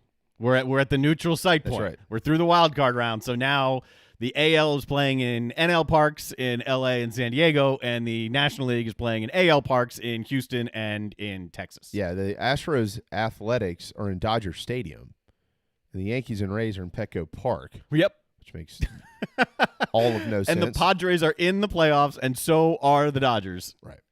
And they're playing in Texas. And I wonder, I wonder if they could go back and do this again if they would do it this way. I thought about it, and the reason I came to the yes conclusion is because there are a couple teams that could play in their own park and a lot of teams that wouldn't be. So do they want to give a competitive advantage to some when others can't have it? They'd probably just say The year's weird enough. Go to your neutral site. Whatever. Yeah, it's still strange. It is. It's going to be really It's strange. really weird. To see that. All right, real quick here on the scoreboard this weekend. 2 Monday night games, by the way, in the NFL. Patriots-Chiefs at 7 on CBS. Looking forward to that one. Pat Mahomes and Cam Newton will not be playing because he tested positive with COVID this weekend, if you missed that news. And more reason why the Chiefs will win. And then the Falcons and the Packers on ESPN at 8:50. Poor Atlanta. They will not win. Packers will win that game. Interesting just sports business note about this. Technically, there should not be another nationally televised game in a Monday night window. That is technically illegal according to the contracts that all of these networks have with the National Football League. However, a lot of these contracts are also running up, and everyone's trying to play nice to the NFL. So they're allowing this to happen, even though it technically should not happen, that there are 2 nationally broadcast Monday night games outside of that opening weekend when it's ESPN and ESPN. Oh, wow. That's a very interesting nugget there. Very, very interesting. A couple quick notes here, too, before we get to break and get Reggie in from the upstate. The Sun Belt has announced their conference championship game for December the 19th. National championship odds at Bet Online right now. Clemson 2-1 to win it. Ohio State 11-4. Alabama 13-4. Georgia 12-1 in Florida. 14-1 odds to win the national championship as well. And Coach Bobby Bowden is tested positive for COVID-19. Says he feels good, sounds really good, getting actually retested today. He tested positive following the recent release from the hospital. He had a leg infection, so he was already in the hospital and tested positive after that. So hopefully Coach Bowden is okay. Absolutely. So we'll keep our eyes on him. All right, a couple more NFL notes. We'll kind of litter throughout the program when we get there in just a little while. But coming up next, back into college football, Reggie Merriweather will join us to discuss Clemson's win over Virginia and what it will take to beat the upstart Miami Hurricanes coming up on Saturday. Upstart Miami. Yeah, that's right. It's true. That's right. Get yourself a cheesesteak at DB's, dbscheesesteaks.com for their entire menu. Download any delivery app out there like DoorDash or Uber Eats, whatever they deliver. Don't forget the Boardwalk Fries. They're located in Avondale and West Ashley, and you voted them number 1 for cheesesteaks in Charleston. Charleston's choice, number 1. DBscheesesteaks.com, my favorite, the Buffalo Chicken Cheesesteak at DB's Cheesesteaks in West Ashley. Hang tight. The JB and Goldwater Show, driven by Stokes Volkswagen. We'll be right back. This is Mike Mazzell for Stokes Volkswagen on Ashley Phosphate Road with exciting news. Every 2020 Tiguan S, our best-selling third-row SUV, is $3,500 off plus 0 APR for 72 months. But wait, there's more. With $299 down, you can own the Tiguan S for just $299 per month for 72 months at 0% APR.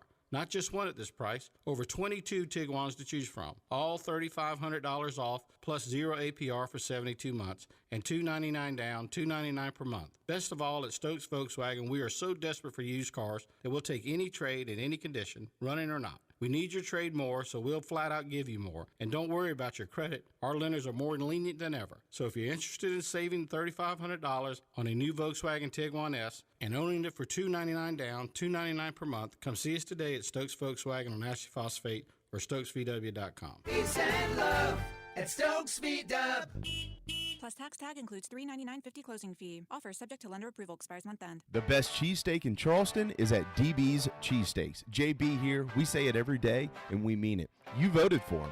Let DB's Cheesesteaks in Avondale and West Ashley feed your family this football season. Use your favorite delivery app. Have them dropped off before your favorite game. And don't forget the Boardwalk Fries. They come with the Old Bay seasoning. DB'sCheesesteaks.com for the full menu. Hoagies, hot dogs, burgers, and more. DB's Cheesesteaks, the best cheesesteak in Charleston, the best cheesesteak for football. Hey guys, it's Darren, just here to tell you about our good friends over at Dog and Duck. They've got 3 locations, one in Bell Hall, one in Park West, and one, the new one, out on Clements Ferry. I can tell you from personal experience, it's the only restaurant in town that I've been to since this whole place has reopened. Everything is socially distant, very comfortable, and to top it all off, great selection of rotating craft beers, food specials every day, family meals. If you don't want to go in, you can order it and have some curbside pickup as well. Dog and Duck, 3 locations, proud partners of the JB and Goldwater Show. Listen to this station on your smartphone. Download the app now on Google Play Store. What's up, everybody? This is Patrick Davis, and you are listening to my friends JB and Darren on the JB and Goldwater Show.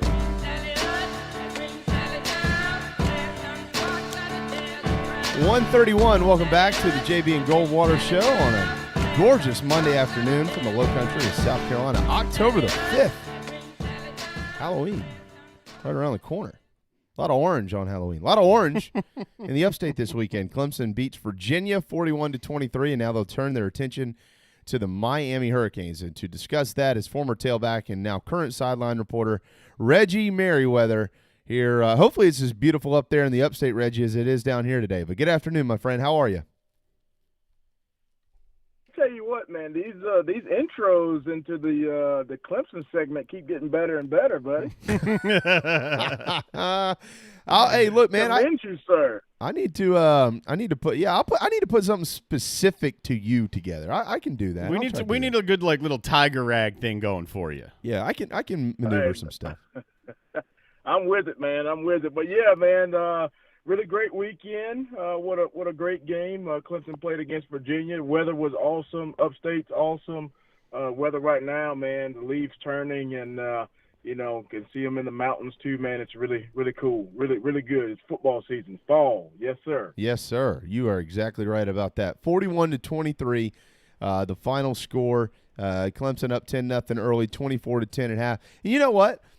I think this was good for the Tigers, Reggie. This wasn't a runaway game like it was in the ACC championship game, although, of course, it was a comfortable 3-possession win for Clemson.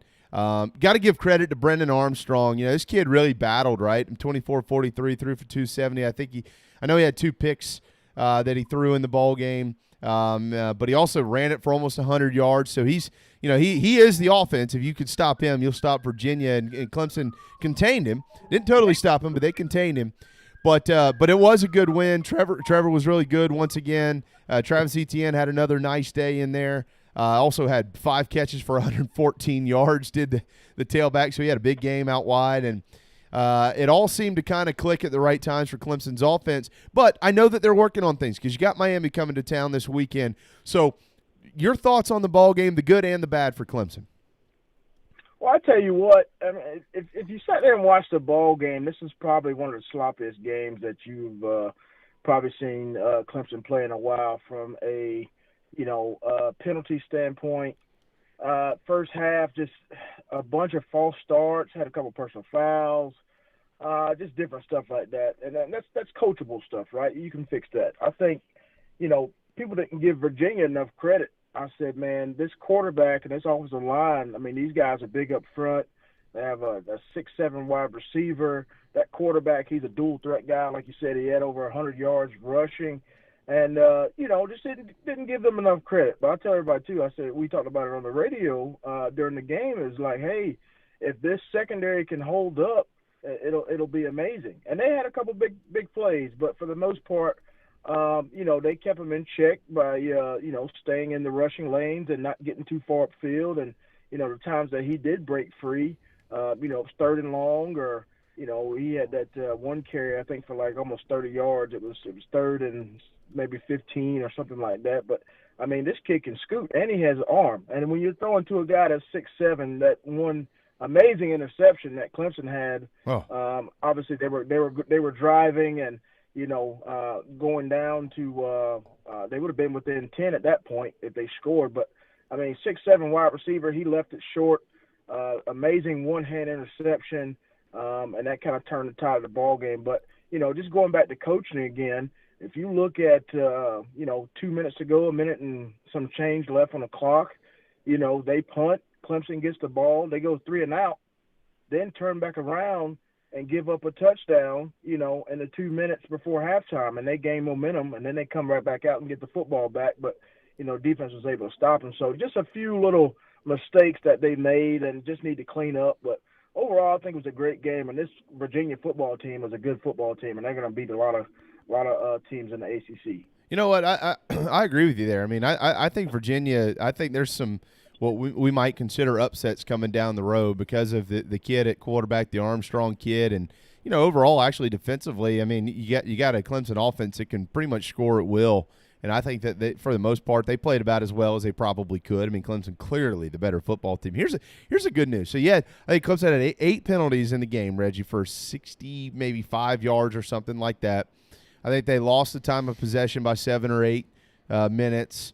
And, Virginia completed 4 of 5, I think, on 4th down. So there's some things that didn't go the Tigers' way, and they still won by 18 points. So let me ask you this question. It kind of a two-part here because we're kind of looking back and looking ahead. How much did Brennan Armstrong, you think, as a dual-threat quarterback, prepare Clemson's defense for Derek King? Yeah, absolutely. And both of them have similar. Well, let me take a step back. Now, when you asked that question, obviously Miami has not had a quarterback of this talent in some time, and not saying that's a bad thing, but when Mark Richt was there, they kind of had 2 or 3 guys that they were trying at the time, and they just didn't pan out. This kid, I mean, he looks to be that guy. I mean, he looks to be a legit ACC quarterback that can, throw it down the field, go to the second, third progression. He doesn't skip a beat. And, when he feels like he's been pressured, he's able to be elusive and get out of the pocket. So, I think this guy is probably one of the best quarterbacks NCAA football right now. If you look at their first, 3 games, I mean, obviously, them playing Florida State, getting blowing them out, who is Florida State, they still don't even know yet. But, I mean, this team is really good, and they can play defense. The defense looks pretty stout. So, I think this young defensive line for Clemson really learned their lesson last week. Like I said, again, by staying in your running lanes, not getting too far upfield, getting their hands up, that type of stuff. They dominated the line of scrimmage in the second half. Of that first half, they let a couple big plays go. And, again, all coachable tape, all coachable film. They didn't have any penalties or anything like that up front. But I'll tell you what, man, it's going to be a good game Saturday night. And just seeing what the Miami offense can do downfield, I said one of the keys to the game for Virginia was basically the secondary. You got a bunch of young guys back there, and they played their hearts out. But you had a couple of big plays to the tight end, had a busted coverage right before halftime with that touchdown. But, again, all coachable film, all coachable tape. And I think these guys, like I said, again, you got a good passing offense coming in. They're going to be geared up this weekend. And to be able to stop this running quarterback as well, too. How about Travis? The creativity with everybody, it's no secret, right? We came into the year, everybody knew about Trevor at quarterback, everybody knew about Travis Etienne and maybe being the best running back in college football. I personally think he is. But then he goes out there. I think he had that one big catch for 45 or 46 yards, but has 5 total for 114 yards. Just the continuous creativity to find ways to get him the ball in space. Yeah, I'm going back and looking at his stats now. Like you said, he had 5 catches for 114, which was a record. And I think he had a chance to break actually set a new record, right, to be the first player Clemson history to rush for 100 and receive for 100 in one game. The kid is gifted. I don't know how many times we have to talk about it. Every time he touches the ball, it's a highlight. And how about him going down the sideline? I think it's his second touchdown, where he just basically takes on 3 defenders and breaks a tackle, spins out of one, and goes to score a touchdown. So, we need to start a petition and say, hey, Dabo, let him touch the ball 25 times a game, no matter what it is. So, good things happen when the guy has the ball in his hands. And I think this rushing attack, obviously starts with number 9, starts up front with the big boys. But, even when you're stagnant, even on the goal line or whatever it may be, short distance, getting this guy out on the edges of that defense, he's got wheels. Not only can he run past you, he can run through you. And, I don't know if they're talking about him in a Heisman race right now at all, but, the kid is electric. Just amazing to watch. Every time he touches the ball, it's a highlight reel. And like I said, you saw on Saturday probably some of the greatest plays of this year in college football happened in that Virginia game, just with him. So, amazing guy, amazing talent, and he's only, putting more money in the bank with him being able to receive out of the backfield and, make those big plays like he's been doing. Former Clemson running back, now on the sidelines for the Tigers radio network, Reggie Merriweather is with us now.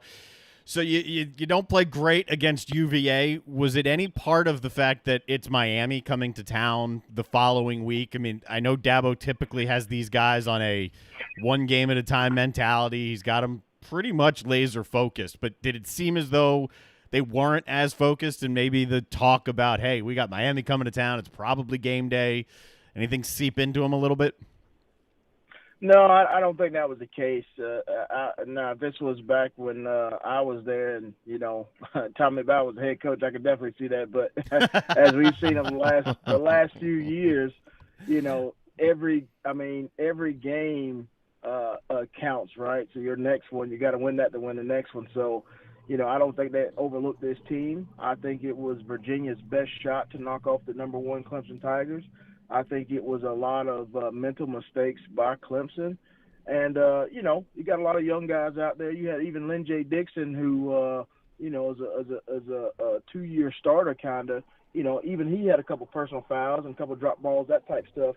So I think it was maybe a little bit of pressure that Virginia put on Clemson, and you saw them throw their best punch and, still couldn't knock them out. But I think it was a culmination of a lot of things, but looking back on the game, it's all teachable stuff. They can fix it. Now, the personal foul penalties, that's something, they gotta correct. But like I said, again, it was kind of heated a moment stuff, and like I said, Virginia threw their best shot, and they came to play. Again, you're going to get everybody's best shot being the number one team, and it was a really great ball game. So I think they'll settle down for this game. Again, it's game day in the Valley. It's going to be crowded in the stadium, socially distanced with masks on and all that good stuff. But the faithful are going to come out and support them. And again, this is the key matchup, the marquee matchup everybody's been kind of waiting on, despite Wake Forest, NC State, and the rest of those teams too, how they've been playing. But yeah, this is the marquee matchup, not only for the Tigers, but obviously, being number one and bouncing back after a some would say lackluster performance. Even you won by 3 possessions in this game against Virginia. Hey, real quick before we get to the Miami game, I know Dabo's comments were brutally honest the last couple of days. He's been asked about the transfer of DeMarcus Bowman, and he said that certainly caught him off guard. Did that catch you off guard? What are your thoughts? It did catch me off guard. I mean, I've talked to Bowman a couple of times. I talked to him a couple of times last year, just seeing him on the sideline, all the recruits and stuff, just saying hello. And, just kind of sharing my passion for the school and the program, and, telling him that once he gets here and gets in, I mean, he's going to be one of the greats. And now, I don't know if it's family reasons or it's, something that happened, with the coaching staff, but, the kid hadn't even been there 9 months yet. You know what I mean? How can you tell the flavor of something, if you haven't had it? So I just, I don't know what he's got going on, but, that running back room is not getting any thinner.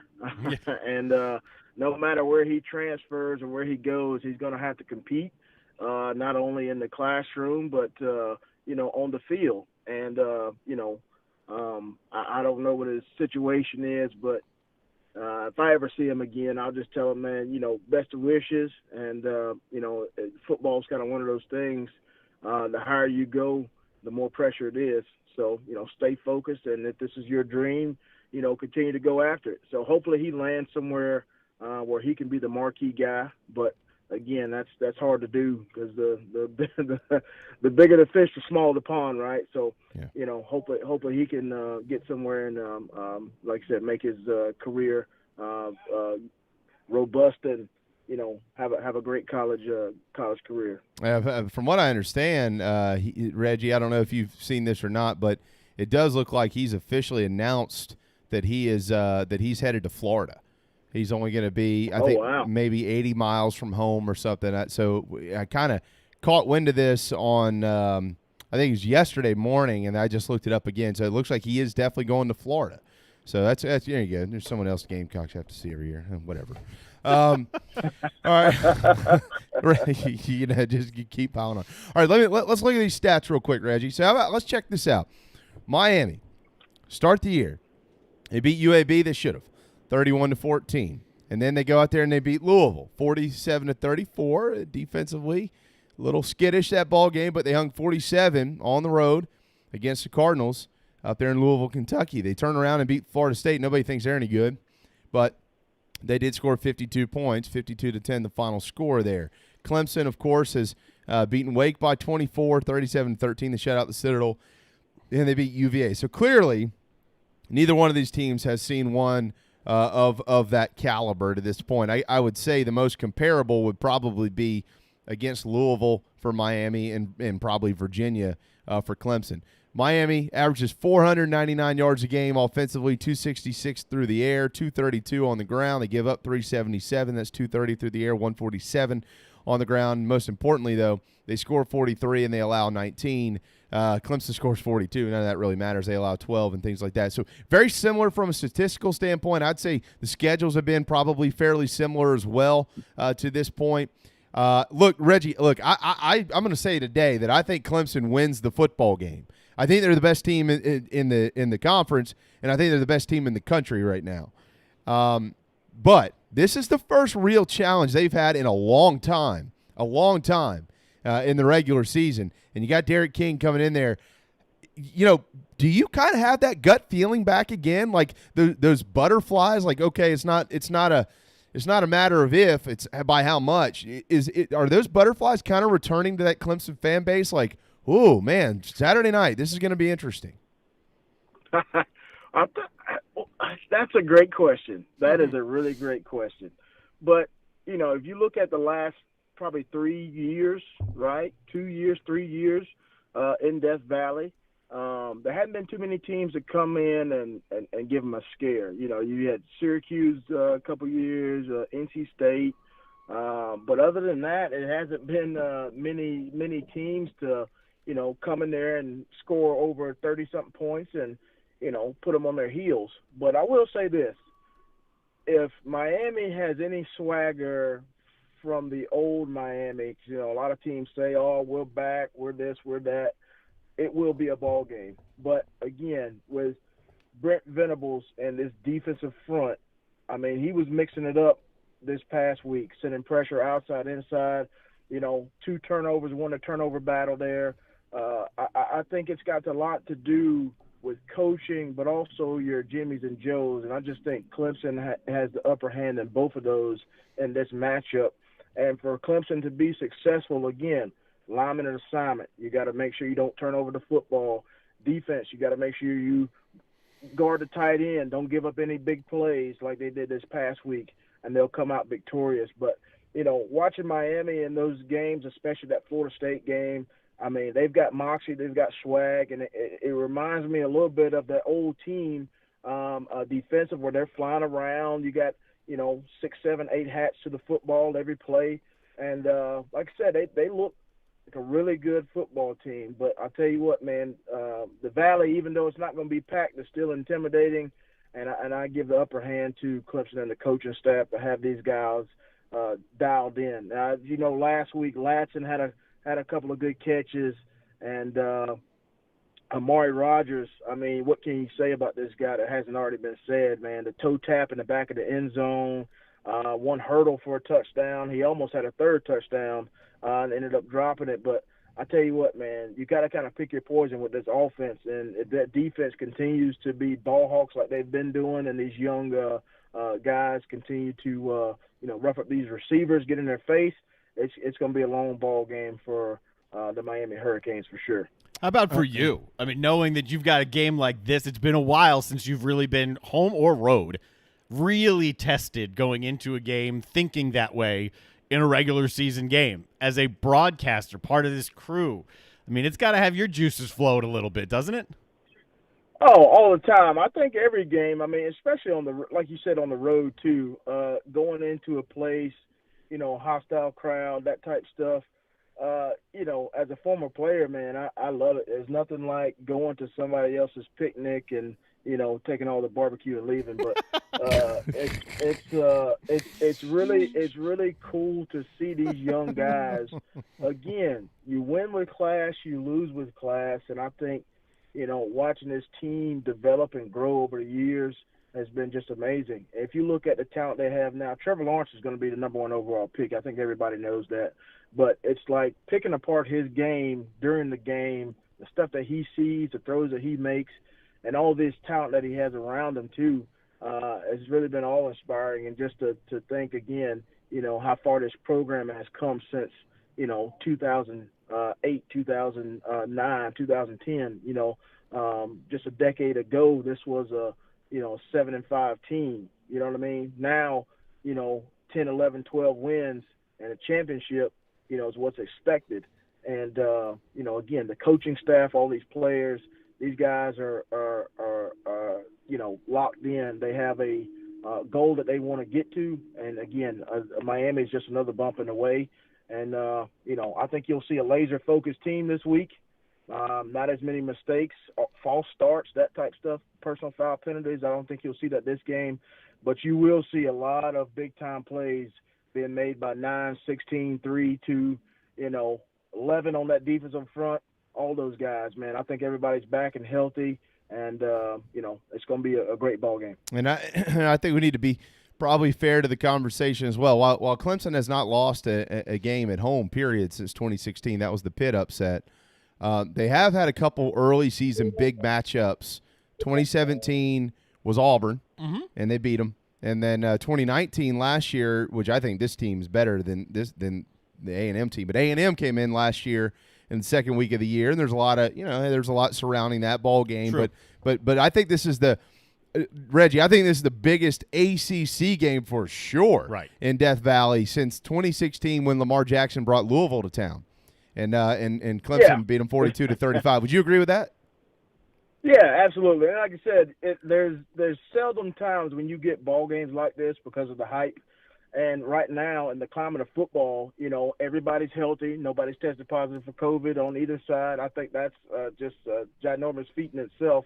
And when you see all these other games that have been postponed and canceled, even in the NFL. But, these kids have not been quarantined, and yet they've been able to, stay healthy. And obviously, too, the quarterback play, and it's Miami. Like, it's a Florida team. I think a lot of people kind of get lost in the hype there, but, this is still an historic program. They've been through a couple coaches these last few years, but it's Miami. And it's like, man, this is if this was a regular year, this would be one of the hottest tickets right now to be able to get. And obviously it still is because of the capacity. But, this is two really good football teams that have, ACC championship implications. And like I said, it's going to be just a really good ball game, not only, for the ACC, but just for college football. There's not, it wasn't a ton of exciting games on the last couple of weeks, a lot of mismatches, but I think these are two evenly matched teams, and, it's going to be a good one. Clemson has lost 5 times in Death Valley since 2010. That's it. Of course, Carolina got them a couple of times during that streak. Miami did as well, 30-21, all the way back in October of 2010. So it's been quite some. Now, let me ask you, I'm going to leave you with this one here. Final question, and this could be an interesting question, and we're going to really have to keep our eyes on this. So you got to answer it quick because we got to go. We only have 2 minutes. Hurricane Delta is expected to land in New Orleans on Friday at a Category 2 hurricane, and at 2 p.m. Saturday, it's moving just into the state of Georgia with all that rain in front of it. 90% chance of showers in the upstate all day Saturday with 2 to 3 inches of rain expected. Who does that favor? I'd say Clemson all day. Okay. Look, you got another minute. Doesn't favor the sideline guy. I can tell you that. Yeah. No, you definitely. I thank you for giving an update. Now I gotta go get some frog togs now. But I'll tell you what. Anytime you got 9 in the backfield, again, if you watch his just yards after contact, man, the kid is amazing. This defense, they're going to swarm to the football. I think that favors Clemson, especially having the home field advantage.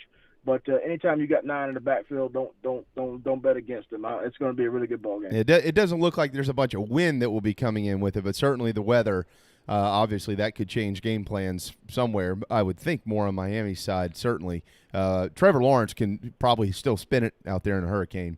But like Reggie, it's the wind with the quarter. It's not the football. They'll change the footballs out, right? It's the wind that could cause the problems. Yeah, absolutely. But like you said, I think 16 can spin it. Hurricane, depression, tropical depression, whatever it may be.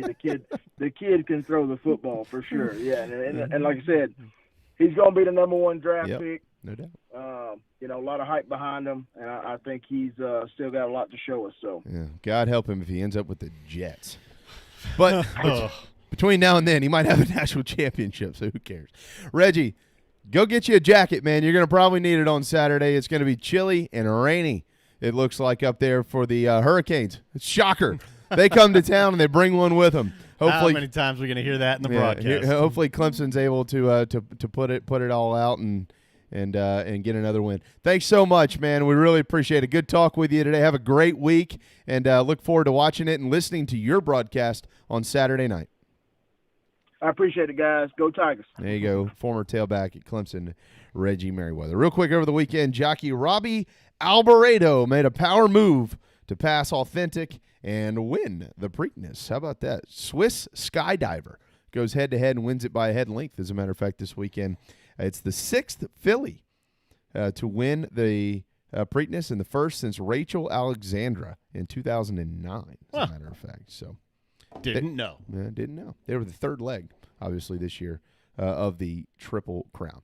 All right, on the handy-dandy calendar, what day is today? We love our roadies around here. Happy National Rhode Island Day. Oh, I thought you were talking like band roadies. You just follow them around. Rhode Island Day. All right. Tiny little place. That's right. It's also, if you're hearing the music, Happy National Get Funky Day. There you go. You could probably take that any which way you'd like to. The music is actually called the Funky Loop, I think. Yeah, I think so. It's National Consignment Day for cleaning out the closet. Go for it. I don't know what this means, but Happy National Apple Betty Day. All right. Have yourself an apple and name it Betty. Yeah. So, National Child Health Day. Take care of your kids. Okay. My sweet daughter Hannah stood in an ant pile on Saturday. Oh. She has about 40 ant bites on her legs. Bad That's parenting. the worst. Oh my God, I felt horrible. They were in her diaper and everything. Oh. Not good. And it is National Do Something Nice Day. So if you haven't done so, do it. Do something nice for somebody out there. I'll do something nice for you here. I get eaten alive by bugs. Wrap towels in wet water. Water's normally wet, but cold water, and wrap those around. It takes down some of the itching and swelling pretty well. Good idea. Do something nice. I tell you one nice thing I always do. If I ever see like somebody who's a little bit higher up in age, an elderly woman or man, who is in the parking lot at a grocery store or something, I always go get their cart and take it in for them. That's very good. Always do, because it's a pain to take your cart in, and I can't stand the people that just leave the cart in the middle of the.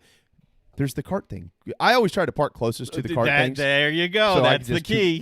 Just park, but don't leave it in a parking spot, man. Just come on. It takes 30 seconds. Just put it in. If you leave it there, then someone else who works at the store, and it's normally like a kid, a teenager, he's going to have to go get that cart. That's right. They have to go round them up. Don't do that. And that's why the lines are long, because of you. All right, good day around here. Appreciate Wes Mitchell and Reggie Merriweather. Hopefully between now and tomorrow, Carolina somehow becomes 1-1 instead of 0-2. Maybe they're working on some tackling drills and catching the ball drills. Maybe. We do have Perry Orth tomorrow. We'll see what else we can dig up. Going to try to get Gene Sapikoff in. He was out last week. Going to try to get him in here early this week. A lot to talk about with him. It's a big week around here. Bunch of good football coming up this weekend, certainly. So our eyes are on it. We hope yours are, too. We hope they've been on us throughout the last couple of hours. Thanks to Darren. He's been working really hard. You're going to find out soon why, I promise you. For Darren, Reggie, Wes, I'm Jamie. We're back tomorrow at noon, the JB and Goldwater Show, driven by Stokes Volkswagen. Have a marvelous Monday afternoon.